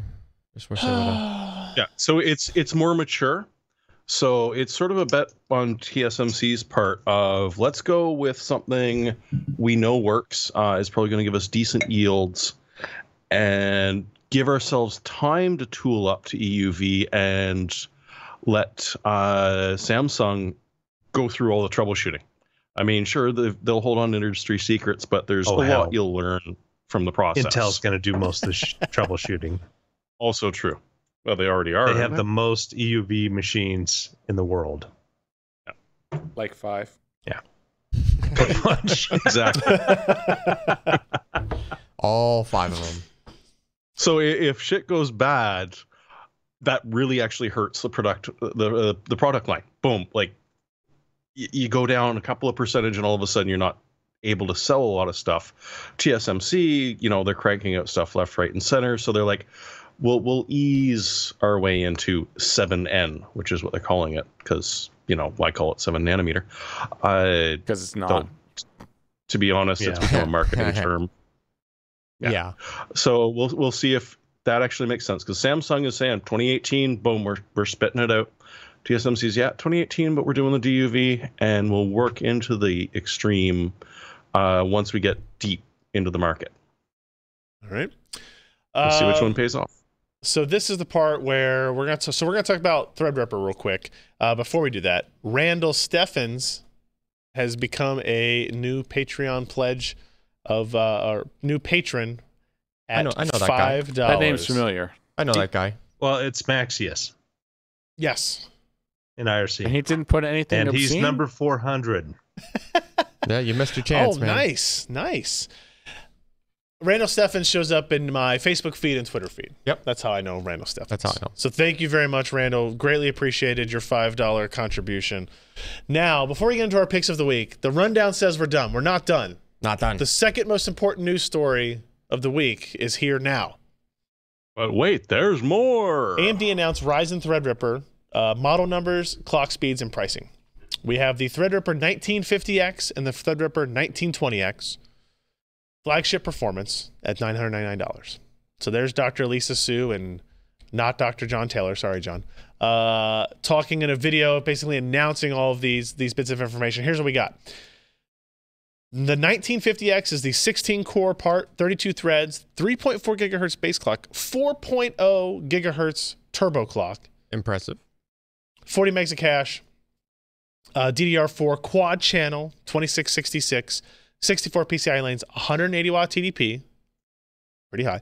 $999 price tag. Actually 180 watt? I don't know the answer to that. Oh. The 1920X is 12 cores, 24 threads, 3.5 base, 4.0 boost, quad channel, 64 lanes, 180 watts, $799.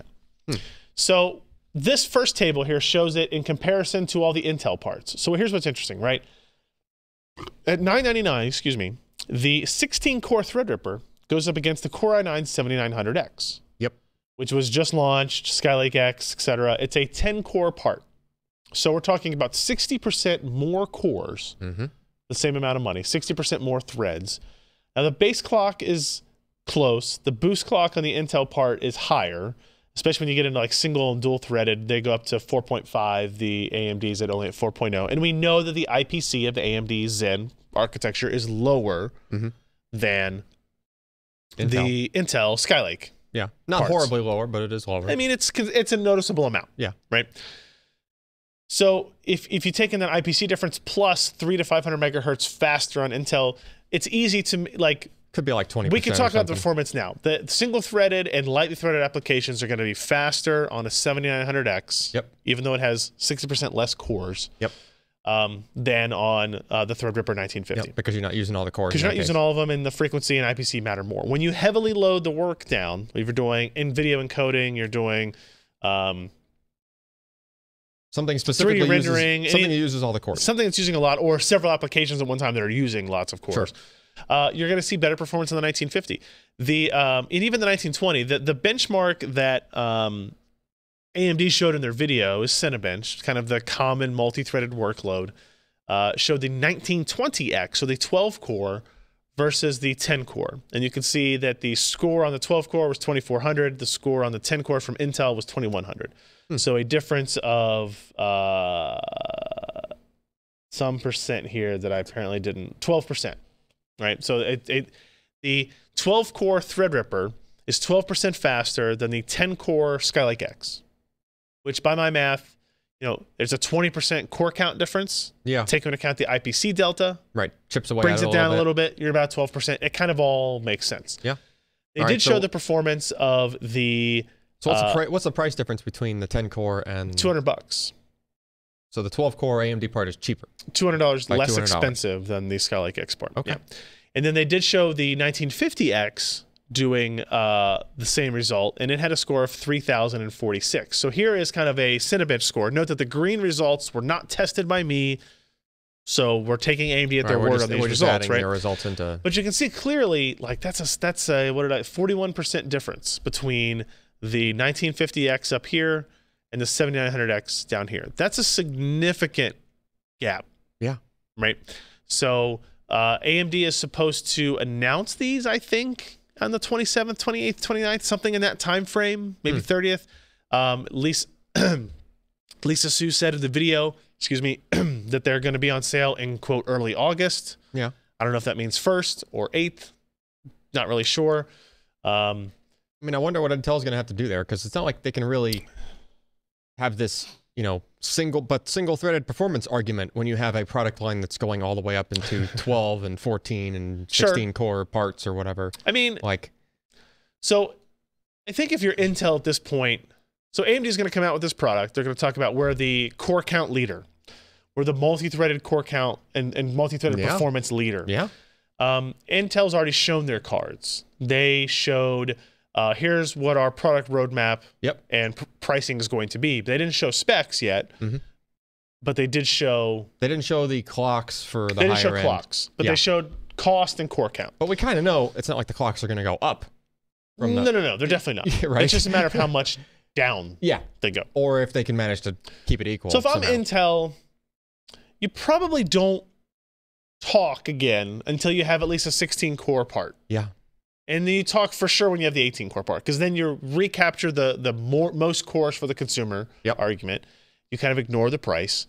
And you find the cases where the multi-threaded performance is beneficial. Now, if I'm Intel, I'm also kind of I'm looking for the cases where lightly threaded, moderately threaded, like maybe 4 to 8 threads are happening at one time. Yeah. And maybe these are very common workloads. Well, they are if you're not doing specific tasks that load down all the cores. So then you maybe show that in a 10-core processor versus the 16-core AMD, and you find an advantage. I don't know. I'm just kind of making this up as I go. But like if I'm AMD's PR, marketing, perf labs, that's what I'm looking for. I'm looking for, okay, maybe I'm playing PUBG and I'm recording it and I'm streaming it. And I also have my Discord server running over here. And that's like 6 to 8 threads of work, but it's not 16 or 32. Yeah. And maybe you have an advantage there, right? That's the kind of stuff you look for. And something else to consider is that Cinebench is really not core-to-core latency sensitive. No, it is not. It's like almost the best example of something that is not sensitive to that. It is very much. It does not care really about the latency from core-to-core, right? Which AMD still does have as a weakness relative to Intel, right? And especially on the newer parts that have the matrix, like all the newer parts are going to have the matrix method of their core-to-core communication, which keep latencies pretty low, like relative to AMD. So, and again, on the AMD side, people can optimize better for that and work around it or whatever. But like, I don't think there's. So if you look at this slide here, it gives you a summary of what they really announced. Yeah. There's no doubt in my mind Threadripper will be a successful product. Oh yeah, right. Definitely. People who want heavily multi-threaded systems, Yep. but are also cognizant of price. Mhm. Because there's a disconnect there. There are some people who don't really care about the price. Their companies buying an engineering workstation. They're putting 4 Quadros in it. So the idea of a $999 processor versus a $1999 processor just doesn't mean shit to them, right? And in that case, they may still stay Intel because of other things. Sure. But for this group of like prosumers / people who just need to have the best crap in their system, like Threadripper is going to be a big selling part. Yeah. Right. Definitely. I don't think there's any getting around it. So it's also kind of interesting because they've announced availability in early August. They're probably going to announce it in the late July timeframe. Mm-hmm. Why they would release clock speeds and pricing now is a little off to me. Kind of like tipping their hand a little quickly. It is, right? So like Intel's like Intel has not announced the clocks for they have not. Those higher their core other parts. the 12 plus. Actually, I think today maybe 12 kind of leaked out, but yeah, they haven't officially announced. So Intel could parts of basically that. be like, oh well, now we know what we need to shoot for our clocks. And also like, just this gives them like a month head start on planning for what their story is going to be. Yeah. When they didn't. Really now have to do that said, the clocks that AMD talked about, that's impressive for They're how many high. cores. Yeah. Yeah. If you can get 6, so they're basically saying 16 cores, minimum 3.4 gigahertz. Uh-huh. That's great, Yeah. right? And in chances are it's probably going to be like 3.5. Yeah. Is what that works out to be. So I'm super excited about it. I think it's going to be good. The 180 watt TDP scares me a little because the 95 watt TDP for Ryzen was a lie / misinterpretation. I mean, I could almost put money on I don't see that 16 core part just doing 180 watts. Like, I just don't see it. I don't know. At that And in speed, which case you get into the issue of, so Skylake X had this huge problem of like power consumption being way higher than the previous gen. Yeah. What I'm hoping for AMD's sake they find is that they don't have that problem. If they can perform under Skylake X 10 core power consumption, that'll be a big benefit for them. They also announced Ryzen 3 parts. They didn't announce pricing. Hold on. No, they did not announce pricing, but they announced Ryzen 3. Not a surprise here because of Ryzen 3 Pro launch that occurred. But 1300X, 1200, 4-core, 4-thread, 3.5 to 3.7 on the high end, 3.1, 3.4 on the lower end. This is going to be their, $110 to $150 price range, $100 to $150 price range part. Interesting because these are going to go against Core i3 parts that are 2-core, 4-thread. So these are 4 true cores versus 2 cores, 4 threads. it's weird to see them not doing hyper-threading. Well, the Ryzen 5 went down to a quad-core a quad-core 8-thread part. Yeah. Right, so they had a quad-core 8-thread solution in Ryzen 5. Again, the same thing will happen. Ryzen 3 and single-threaded performance will be lower than the Core i3 in single-threaded performance. Yeah. But in anything that's multi-threaded capable, 4 real cores are going to outperform 2+ hyper-threading. Sure. So. Sure. But now, when you get on the lower end like that, you're venturing more into typical gaming system territory, and people might care more about typical business,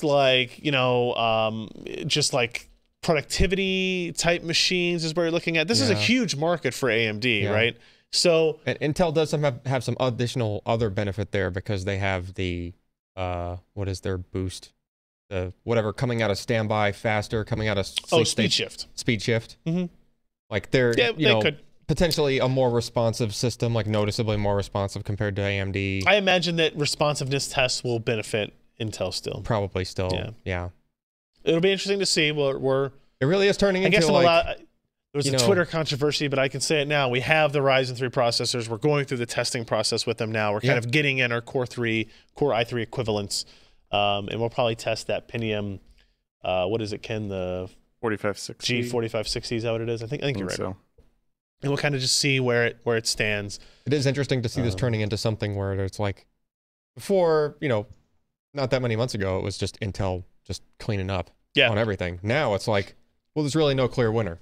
It's like, maybe gaming and responsiveness, maybe Intel might have a little bit of an edge, but AMD's now just doing this crazy multiple core. Look, I mean, I said this at the end of the story, and I don't want it to be hyperbolous, if that's a word. I don't want to create hyperbole.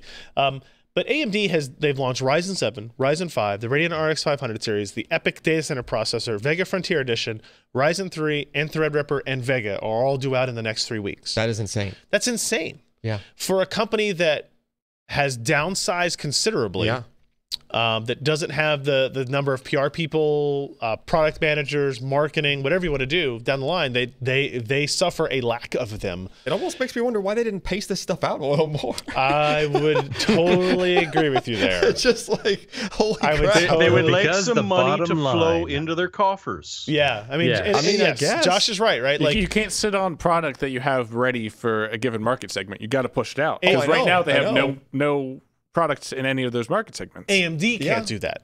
Yeah. Intel, True. Intel can do that. NVIDIA can do that. Yeah. Because they're in market share leadership positions. Right. AMD doesn't have the ability to do that. Every dollar they spend on R&D is incredibly valuable. They need to get something from it. So anyway, that's Threadripper. We'll know more on that in a week or two, maybe 3 weeks, something in that line. Super excited for it. So congrats to them on that. Now we'll get into our hardware and software picks of the week.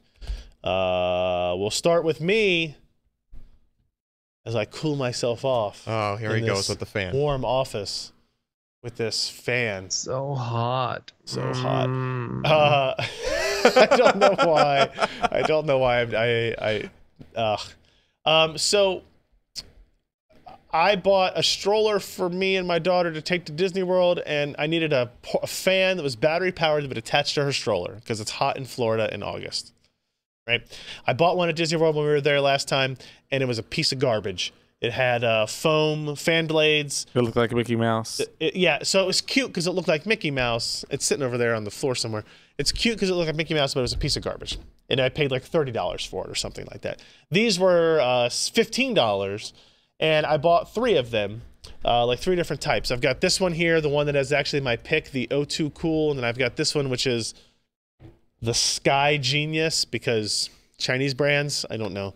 And I wanted to see, like, I'm going to buy 3, pick which one's the best. And so I've basically been doing battery life tests on battery powered, like stroller attached. Like these basically just have clips on them for fans. This one is powered by a LiPo 18650, kind of like a standard battery cell. This one takes 4 AA batteries. Yeah. And so I'm kind of like, it's actually interesting to me just to get behind the science of things. And then this one does not like recharge. Right. That one is this USB. one is USB rechargeable. Yeah. Right. And then it has, like speed adjustment, and it's so nice. So nice. This one is like 2 speeds, but it uses AA's. And, going into the science of like we were talking about earlier, alkaline batteries droop as their capacity drains. The voltage just so slowly the fan speed tapers just off. gets lower until it turns off. At least it's still working. This one, once the battery, it goes from its whatever speed you have it set on to off.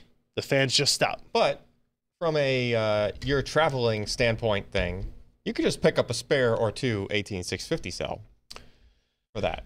I guess I could. And then, it died. You take the one cell out of your pocket, you throw it in there, you're done. This thing's got I want 4. to carry 18650 cells in my pocket. Well, you don't want to carry 4 AA's, right? So one of those is rated to be carried by a person. The other, 18650s will light right up. 18650s are meant to be integrated into products and not necessarily user accessible. That's true. They have a fuse at the end. Like it's. I don't know if you looked at this. This is pretty. That's a standard 18650. It's going to have like that extra bit at the top. There. Yeah. Not all of them have it. Well, I would imagine the one that goes into that device would. It's also not apparent which side is positive or negative, as I just took it out of the box. Yeah, no, I figured it out, but don't do it backwards, guys. Yeah. So this is the science that is really driving me, is the portable battery. I will say that the battery life on these 4 AA's is going much longer than the battery on this LiPo. Well, like you have to go out of your way to find 18650s that don't have the protection circuit in them. I will say if you are a sweaty PC gamer, this one would be beneficial for you because it is USB powered. It'll charge and it will run off USB. Cool. So if you need a fan pointed up at you, this is a good option. It's a Sky Genius something. I'll put a link in the show notes. Yeah. It just seems lighter than And, this, and too. it's like, smaller and louder. but it is lighter. Nice, huh? Lighter than this. Yeah, well, it doesn't have 4 AA batteries in it. Yeah. Well, and I suppose it's better than carrying your spare coolant around, Al. Don't you still have a little bit of that left? Is coolant? What are we talking about? No, Freon. from Oh. the HVAC. Yeah. No, that's 20 pounds worth. Just jumping on yourself. So That's, hot. that's like a propane Oh, tank. shake it up and it'll cool you down. That's true. Yeah. No, I'm not going to put a vape battery in. That's what 18650 Yeah, cells that's what it are. is. Oh, no. Well, not. Now I Other feel way like such, around, now I that. feel like such a Yeah, hipster. well, 18650s are safe. I mean, but if you carry it in your pocket and you fall on it, you're If you're gonna shorted have, out or, yeah. yeah, you're gonna have a bad day. I like the idea of use a replaceable while I'm in Disney World, but it requires a screwdriver to get to the bay. These On are the this types one? of things I have to On think the- about. Yeah, see, that's, yeah, see. Now I got to carry a mini screwdriver with me, right? That's a pain in the ass. Well, Well, there's a you don't screw- you don't carry a Leatherman with you? I So do there's, not. there's a screw. Especially when I'm flying. There's a screw and it clips, though. And What's Yeah, wrong with but your the eye? screw. so you could, it's captured. Replace the screw Yeah. with gaff tape. It is captured. I mean, you could still get the screw out of there. I could and get the just- screw out of there and if I then just wanted to. rely on Yeah, the that's clip or true. whatever. I don't It's know. a long, arduous decision. This one just seems more cumbersome. Check out dadreports.com in the future, and I'll give you feedback on which fan was truly the best. And he's Yeah. not joking about that URL. He's No, not joking. dadreports.com is real. That's a real site. It's happening, guys. Okay, that's enough fan talk. I can't wait to see what you do with that Nerf fan. Jeremy, what do you have for us? Oh, the North has risen again. Yeah, It's I know. a damn good, decent deal Like on today's not the Sunday, is it? 1700. $90 off. What is you this in, thinking about in building real a system? dollars? Yeah. Don't give us this loony money. Well, higher than it used to be because our dollar's up against you guys for some Aw. strange Aw, reason. I can I think can't of why. imagine why. Not happy about it. But Amazon.com tells me in boring non-multicolored money, it's $269. Wow. Okay. So, yeah, that's $80 difference is not that bad. Huh. that's pretty good. Yeah. I will accept that answer. Yes. All right. And your money is still boring. Yeah, but who cares if it's boring if it's worth more? Yeah, but the Australians don't make our money, so you know. Wait, the Australians make do Canadian money? yours glow in the dark? The We're gonna have Australian, glow in the dark coins now. I'm 90% sure it's Australia that like has Yeah. came up with that design that you see in euros and Canadian and Australian dollars now, and they produce them for the entire world essentially, besides us. Yeah, and the Kiwis, everyone who's got the plastic money. Yeah. Because it's funny, you Dingo's got to do forget something.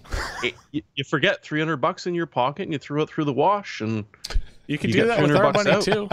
It's made of cotton. you don't get about $250 in crumpled stuff. You get it all back. We use plastic down here anyway. I don't know what we're all Yeah, talking true. about. Josh, what do you got for me? What do I got? What am I not going to buy and put in the corner of my office? Did you already buy one of these? I said, what am I not going to buy and put in the corner of my office? Oh, well, I mean, you're the one who originally linked this to me Oh, last week. yeah, that's true. Yeah.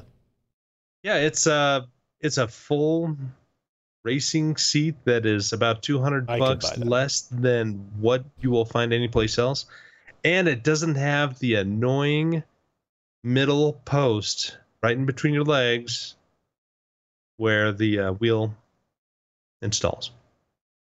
Huh. Interesting. So, for $389, that's a really good deal for a full seat that looks pretty sturdy and is fairly comfortable. Yeah. I'm gonna have to get one of these eventually. The seat and the frame and the pedal stand. I have this thing Yeah. in my head where I get this idea where like Logitech sponsors some like racing rig of ours in the corner somewhere, right? Where we put their wheels and pedals and headphones and stuff, and they just pay for us to have this amazing like racing simulator off in the corner or something. Is there? I can't tell from that picture, but does it look like there would be some way to put a Visa mount kind of thing on that thing? No. Like They have for another $200 more, or actually 150. it's in the bracket that You you, can add have to it. triple. monitor stands. But it's one that's designed to attach to that. My, look at that one. Is this the one we're talking about?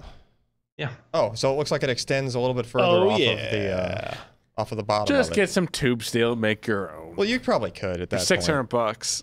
Yeah. I'm pretty lazy.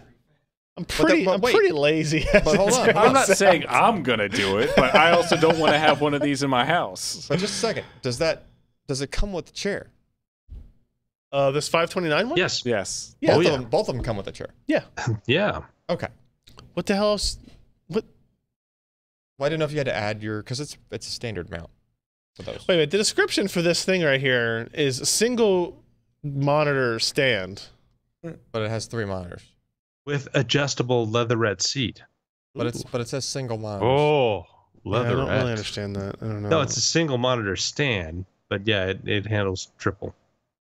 I mean, It it doesn't clearly make indicates it does. I mean, I guess I can see from this picture what they mean, right? Like it's one stand, and then there's these 2 just articulating arms. Yeah. Okay. Sure, why not? I'll go with that.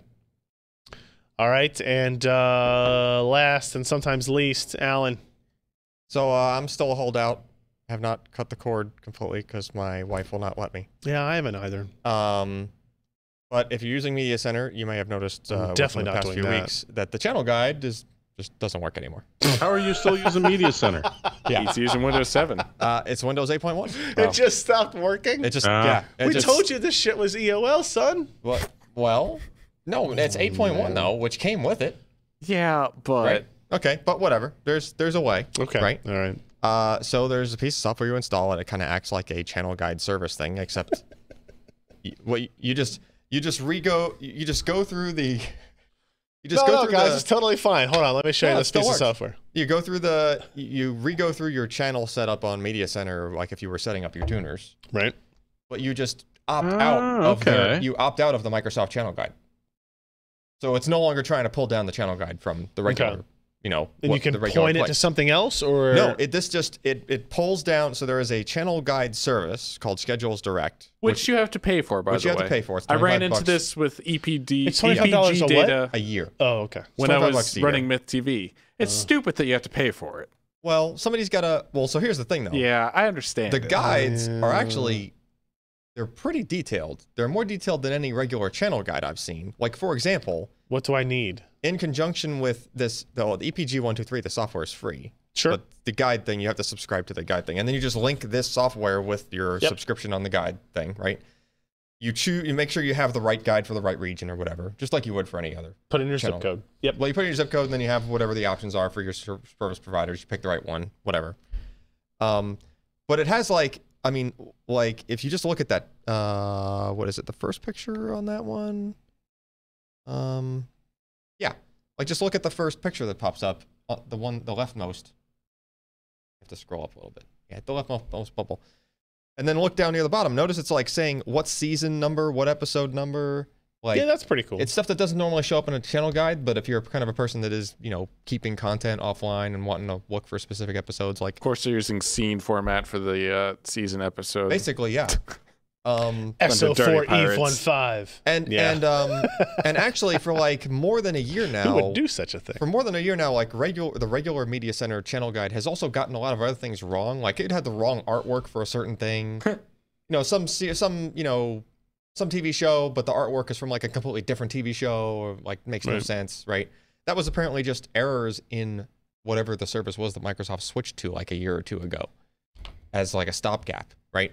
Whereas all of the artwork in these guides is all, as far as I've seen, always correct. Like it just, everything just works better. Like it, in many ways, it's better than, what they were fixing, the problem they were fixing in the first place.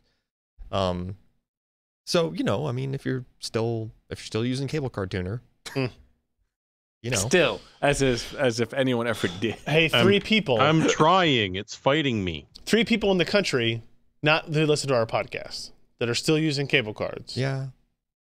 Man, what a technology that would have been awesome. What kills Cable me? card was a DRM stick. So, That's all it Yeah. was. Yeah. but no one wants to freaking cable no, box. but you could get around it because look at what you went through, or it was Alan, someone whose name I'm forgetting at the moment, went through hell trying to get cable cards to install in their cable receivers. Well, that's just because the cable company never wanted to support it in the first place, so they didn't. Well, no, because now you get a second TV, and good lord, just you can't do that. Yeah. Yeah, but I mean, no, I mean I've used other cable boxes and stuff like that, and like even a lot of the other, you know, we're always messing around with like Shield interface and other stuff. Like Media Center, as old as it is still more responsive than like any of those things. It's not more responsive. Are you kidding me? The only thing that there is a delay in it all doesn't exist anymore. It's just when the tuner is like locking onto a new Sure, channel. but Plex DVR doesn't have a delay looking through programs. That's true. I mean, I guess, but you can't use Plex DVR with a cable card tuner because they don't support the encryption, which sucks. Yeah. Media Center is the only thing that supports that encryption. I know. Which sucks. And I am shocked that to this day nobody has reversed that or figured out a way around it. True. Because, People have to want it. Yeah, that's true. Right? I mean, That's to true. be fair, right? Like, those people that would reverse it just pirate their content and they don't give a crap. Yeah. Right? So, yeah. there you go. All right, that's our show for this evening, everybody. Thank you for joining us. Again, PC. So, the URL you can find all the show notes we talked about, links to stories, RSS feeds, video downloads, YouTube links, all that stuff is at pcper.com/podcast. You can find it all there. And we will be back next week, July 26th. Yeah, we'll do that. We'll say the 26th. How about that, guys? For another episode. Okay. Wait, it's a hold on. Aren't we on like a special number next week or something? 460. Oh, it's not special. Okay. Never mind. My favorite GTX card. One of the best engines ever made. Okay. Nothing? Nobody else? Input on the number 460? All right. Nope. That's it, everybody. All right, we'll see you next week. I'm Ryan Schraub. I'm Jeremy Hellstrom. I'm Josh Palmreff. And I'm Alan Malventano. Good night.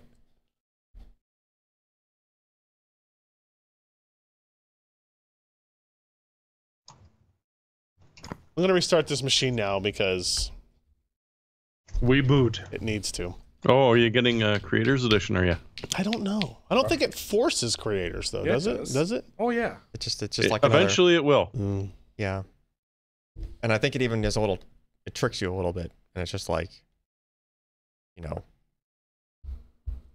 And when you get to the new privacy settings screen when it reboots, pay attention to what you're answering. Creators Update and even the Fast Track, which I tried to see if they fixed it, because I think they're on like a preview release already. Yeah, they are. Yeah, for a while now. Progressively do worse and worse things if you have dual displays and one of them is G-Sync. And there's like threads and threads worth of people bitching about it. Like, just really, really bad things. Like, you know, yeah. That sucks. This fan is still going. Well, I think it's going slower. Will you stop talking about the freaking fans? We're on, let's see, hold on. We're on hour, let's see, it went from 11:20 to 6:50, so that's 7.5 hours. It started again at 8:30. You have the same kind of notes going on there like you do when you're testing GPUs. I know. You mean Post-it notes? Yeah. Yeah. Hey, he's doing science. It went for 7.5 hours, and now we've been going for 3.5. So we're at 11 hours on those 4 batteries already. 4 AA's is more capacity than that. I think you have to do your due diligence and get a higher capacity 18650 cell than the one that's in there, because that's a tiny one that's in there. Yeah. Damn it. Most of Just them are walk like up to some guy 45. that's vaping on the street corner and get some advice. So here, and to be honest, if I was a dad to use that fan with the 18650, I would probably get like an LG cell and put it in there. Or just a higher quality one. I just don't want some random freaking company who knows made wear 18650 in any proximity to my child. Here's what's interesting, right? Just saying. You need to see which one clips on a stroller better. That's key. Well, there you go. Like that one has a much better clipping. Beefier clip. It's also heavier. Yeah. I mean, it's sort of like a stroller. Most of the weight is in the base cell. But most of the weight is down here where the clip is. Yeah. Which I think would be better. Because usually what I do is I attach it to the top of like the awning. What do you call the part of a I don't know. Yeah. The thing that covers. Right. And so it would point down top. at her like that while she's napping or something like that. Yeah. You know? But I don't know. I guess I'm so in awe because of how shitty the Mickey Mouse. Ken, hand me that Mickey Mouse one. Alex, give me the Mickey Mouse one. Oh, you probably shouldn't diss Disney on air, or they're going to get mad. They get his money, don't worry. Yeah, yeah. I want you guys to know I got an email today that there are 2 rides shutting down at Disney World on August 13th. That's even a smaller diameter. So, but look at the fan blades. So when I look at the boy. Oh boy. So the clip on this also sucked, first of all. Yeah. Right? But it does have a flexible neck, which is helpful. Hey, right? It is the Mickey blades Mouse's look a hands. little unbalanced. We need to mod that thing. They're foam blades. Let's put some sheet metal. Oh, Hold on, it doesn't have a shield. Hold on, listen. You hear it? Good God. It sounds awful. Now see how much airflow you get out of it. I don't even feel it. I literally. Okay, I feel it a little bit. Dude, that's We're like. so getting DMCA'd now. I mean, that is so bad. It's so garbage. And this is probably the 4th one from Disney World I had. I mean, how much was this? I don't know. It was them. probably $25 or something This like is that. so. No. I kept returning, exchanging it. I wasn't buying a new one because the batteries also died, and they also require a screwdriver. So I didn't have a Disney. So when I didn't have a screwdriver, I would just go like, it stopped working. Can I get a new one? And they would just give me a new one, rather than get a screwdriver and find new batteries. But it's got hands. But it's a clamp. Yes, correct. Which is adorable, but it was still a piece of garbage. I don't understand why you need this cage. So you have this cage around fans so kids don't stick their fingers in, right? They're foam No, so they don't tear it apart into little pieces. Okay, yeah, that part is correct. And so they can make it look like Mickey Mouse. That's true, I guess. Did you know the newest Mickey Mouse ears they have at Disney World are they light up in time with the music at the fireworks show at Magic Kingdom? That is Only at the very fireworks cool show at technology. Magic Kingdom? For now, at Do least. they boost my Wi-Fi? they I guess they have a speaker or a microphone in them of some kind, and They also have a listen for cues. cross-licensing with Pornhub, and so I mean, when you wear it there, hey, yeah, you know, light up. whatever you're gonna do, you gotta do. All right. And the ears get a little bigger. There's a video up on YouTube somewhere about how those ears You're cutting work. out, buddy. Am? Yep. Crap. There's a video on YouTube about how they actually made the ear synchronization process. Oh, really? It's really interesting. It was cool. Now I will say when I was there, there weren't a whole lot of people wearing them, which I think kind of defeats the point. Right. Right. The whole idea is that you have this massive group of people, and they have all these lights kind of doing the same thing. Well, of course, when they were shooting the video, everyone Of course, yes. had them on. But I mean, those ears were significantly more expensive than normal ears you Smart buy ears. at the store. Yeah, they were smart. They were IoT smart ears. And they also had besides ears, they had something else like a wand or something that lit up and had the same technology in it or something to that effect. I forget what it was. Also, no. They had Partnership with Pornhub. the only hat I considered buying at Disney World was the Fantasia Mickey hat, like the Mickey Wizard hat or something like that. But I thought the idea of wearing like this thick cotton wizard hat when it was like 92 degrees out was a bad idea. You could stick a fan in it. I could. I got 2 of them right here. They use Battery operated. It's IR, Ryan. Oh, they use infrared? Yeah. Communicate that with makes IR sense. controllers grouped in spatial zones, allowing technicians to perform actions such as sweeping changes of colors. But each device also bears an individual serial number, opening the door to much more complex and varied effects. Like, So- say, a MAC address? I don't think you have those for IR, but sure. I did. You could add one. I Yeah, did a it's true. bougie, I did a bougie thing for the upcoming trip to Disney World. Ken, you'll appreciate this. So when I went last time with them, we wanted to see the fireworks show. But if you've ever been to Disney World, like the place you see the fireworks in Magic Kingdom is like you stand in Main Street, which is like this street that kind of looks straight down at the castle or whatever. And Being the main street. holy crap, was it crowded. Holy crap, was it crowded. Yeah. And we ended up getting stuck behind a light pole with like hanging garden flowers type thing behind it. So it basically blocked the entirety of the thing. And Emily was freaking out. Didn't, whatever. So I inquired with this travel agent. I said, so we had a really bad experience with this last time. Is there like a reserved seating area for fireworks? She's like, not really. But there's a restaurant with a view. But there's a restaurant that has a view on a balcony. and you can pay $75 a person. But Emmeline doesn't count as a person yet because she's not 3. Oh, all right. Right? So it's just me. And she goes, they have a dessert bar out from 8 p.m. until the fireworks start. And you can have, it's like as much as you want. And then you have a guaranteed seat. So the $75 a person Daddy's getting his money's worth, Emma. Oh, I'm going to eat some ice cream. Capitalism. Yeah, you better eat Correct, some ice cream. Josh. Correct. Yes. It definitely came down to that. And I was just like, Do okay. like dessert. And here's the secret. I hope my wife's not watching the show.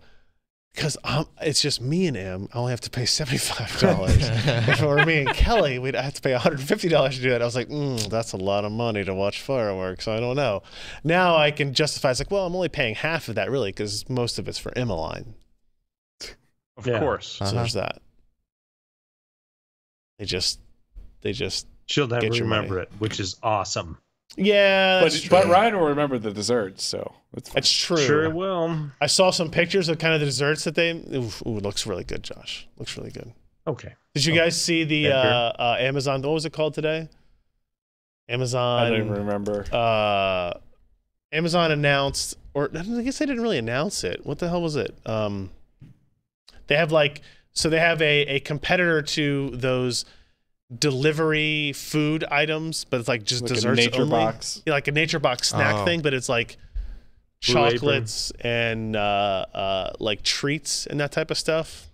I forget what it was now. They have to order through a dash button. Yes, you can only order it through a dash button, but you can order it as often as you want, not just once a month, which is an amazing idea. Push this button and So you $18 remember those and two experiments days where they had the later. rat that just pushed the button and it got sugar water? So hold on, here it is. Where'd my- died. Yeah, they did. Hold on, let me find it on here. It's called Sweet treats. Surprise. Where the hell did my trackpad go? It's still there. There it is. I'm sorry, the cursor, not the trackpad itself. It's called Surprise Sweets. Surprise! Say like the crunchy frog surprise. That's a horrible name. So you get a dash button, right? And then every time you push it, and 2 days later, which kind of defeats the purpose, right? Like, I'm hungry. I'm really craving I could something really go sweet some right now. chocolate right now. I'll hit really that button hungry. In 2 days. 2 days later. You say, and then it's How many times have you pushed that button in those 2 days? I mean, I haven't gotten it yet or anything, but yes, that's the problem. They charge you Steady stream of chocolate $18. flowing. They charge you $18 for an artisanal adventure, and it's just like random cookies. Make sure you pronounce that right, otherwise it'll be an artisanal adventure, and you don't want that. a surprise surprise artisanal adventure. Oof, no, Regardless, it's brought to you by a fudge packer. That's It's Josh's favorite kind of adventure. I thought Josh would laugh at that. That's below his sense of humor. Too far. It's too far for Josh. Wow. Wait. I don't believe it for Okay. a second. $18. Can I get a date and a time code stamp for being? Yeah, too far for for Josh. Josh? Too raunchy for Josh. thinking it was too bad. Oh man. His humor is refined. Oh yeah.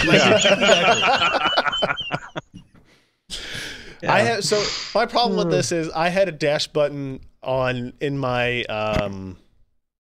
pantry next to the garbage bags. It was anytime we were low on garbage bags, you hit the button and order new garbage bags. I would say I've probably had it for what, a year and a half, more than that. maybe. You have hit it how many Like times? whenever they came out, probably. So I have been accidentally ordered garbage bags at least 4 times by nephews or my own daughter. Yeah, who like, oh, the button, push. Now, to Amazon's credit, if you push it multiple times, they only order it once. and they do send you a push notification, right?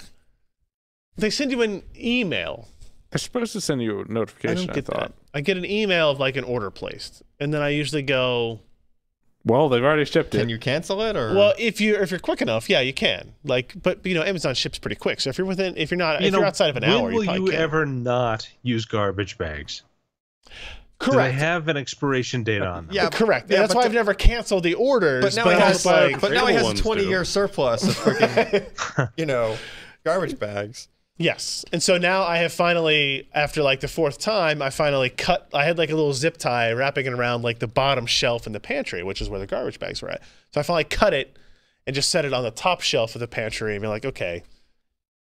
This problem is And now solved we've for a run little out of while. garbage bags for the past 3 weeks. You can't just throw it away because, like, I paid $4 for it. somebody will, like, at the dump, like a truck will drive over it. It connects to your Wi-Fi. It connects to your home okay. Wi-Fi. Well, It's not magical. It doesn't have a cellular radio in it. That would be pretty funny, good. though. Yeah. Like, So do you have the dash buttons for the zip ties and duct tape next to the garbage bag dash No. They got to keep those in a separate place. I have 2 dash Well, bags. suspicious. Garbage bags and paper towels. paper towels. Okay. And the paper towels one is out in the garage, hanging from a Where- shelving where you unit keep the where paper towels? where the extra paper towels go. Yes. And when you take the last roll of paper towels, you press the button. I think the dash idea is amazing. And they offer them for dog food but not the brand that we order. use. And I'm trying to think of like toilet paper would be another good one, but they don't have the brand of toilet paper we use. Things like that. Do they have ones that you can customize? Or it's No. all like hacks to customize? Yeah, I don't think you can I would customize expect them. hacks. Yeah. I'm sure they're making deals for that stuff. Because, I mean, the deal is you pay $5 for the button up front and you get $5 off your first order. Sure. So that way, So I think Glad is subsidizing part of the button to put their probably, branding on it. yes. Yes. I would think so. You can buy an IoT version of it. Sure, Probably. but it doesn't order stuff from Amazon. You I just don't know, in my day, It's a button learn that you can pretty connect quick to when you kept Lambda running to out of do stuff whatever to you remember want. to buy it before you're done. That's really Do they hard have one to for do, beef Jeremy. jerky? No, it's They not. probably they have one for Play-Doh. Wait, really? I don't Yeah. care about Play-Doh. I want beef jerky Let me or see. salsa. Slam down for a Slim Jim. All right, let's see. What do we got? Pampers Loves Bounce Dreft. Cottonelle Careful how Kleenex. you If I was string that into together. fetishes, these things would all be great. I've never heard of Wee Wee before. Josh. Garnier Nutrice. Scotch Brite. Pringles. They have a Pringles button. Oh yeah. Is the wee wee? Is the wee wee? They have a button, lot of them now. Naked Juice Coconut Water. Is the wee wee button gold plated? Kind of Keurig. Yummy Bears. I don't know what Yummy Bears are. Yummy. They've Not got gummy. They've Aquafina got- Water. a lot now. Best sellers. Prime Surprise Sweets. Tide, Bounty, Charmin, Cascade, Glad, Hefty, Oh, Finish. There's Okay, a Red Bull lot button. now. There's a Goldfish Crackers one. They got a Fiji water button. Gold. Oh Slim shit! Jim They got a Dash goldfish button. Oh, that's dangerous. Not right. Cheez It, Smart Water, Red Bull, Gatorade, Gain, Clorox, all day. Okay, they have a lot more than when I looked last. Actually, I think that's all of them. I think I just said them all. And you can kind of configure which specific product you want. I don't know. So when I'm really drunk and I feel like snapping into Push a the Slim Scotch Jim. button. Cliff Bar, Yeah, no. Playtex Sport. Except you won't still be drunk by the time it shows up. Paytex. That's what you think. God damn, I'm bleeding to death. It'll be here in 2 days. Meow It'll be Mix. over in 2 days. Larabar? Laura There's a Bar. Nerf Larabar. button. Oh yeah, there's Nerf too. What My- do you order with Nerf? My roommate bought several of these last Prime Day when they're on sale for $1 because you can hack them, and we were going to do that. But now we just have like a stack of 10 dash buttons that we're not using in the Right. pack. And there's like Nerf and Play-Doh, and I think some condom ones in there because that was funny at the time. Mentos. Pepperoni. Did you relabel them, or are they still labeled the Oh other no, they're thing? still labeled the other thing. Oh, Neck- okay. Nexium for So when you you hit have Tide really and bad you- heartburn You hit all of the Tide time. and you get Trojans. Yeah, at one point I It's had a do you feel lucky button. It's either beef jerky or pepperoni. You're just not sure which until they arrive. if we did episode titles. There's an Airheads button. Oh fuck. I like That's also Airheads. dangerous. Rayovac. Aren't Airheads like right down the street from here? Yes, Airheads are made right by the airport. Yeah. Yeah. Go get some fresh ones. So think of the Josh, path. they have Aquaphor here for you. Ooh. Happy Belly. What do they make? I don't Nobody never knows. heard of it. BDs for belly dancers? Georgia Or Bindies, Pacific. rather. Isn't that like I don't know what that is. Oh shit! There's a Funyuns dash button. But see, again, that's stool softener. That's Josh's. That's Josh's. Really I'm drunk or I'm high. Like free with order every 10th order, Josh. Airborne perky. I don't Oh wait, get high, Josh. just drunk. Perky What? jerky. Perky jerky. Yes, someone. There's a button for that. Oh, they There have it a is. lot of these. They have the button for poop bags. Oh, For humans or Yeah. I mean, whatever. There's a difference. Pepsi. Huh. Interesting stuff. All right. Okay, everybody. As I hit this button to order some Tylenol buttons. be sure to use the They got a PC Rogaine per one. affiliate code when you order all Yeah. your dash buttons. Yeah. Click through from the site. Yes, definitely. Please do Click the that. banner on the site. All right, everybody. We'll see you next week. Thank you for hanging out with us late on this Wednesday night / now Thursday morning. Good night. Good night. Good night.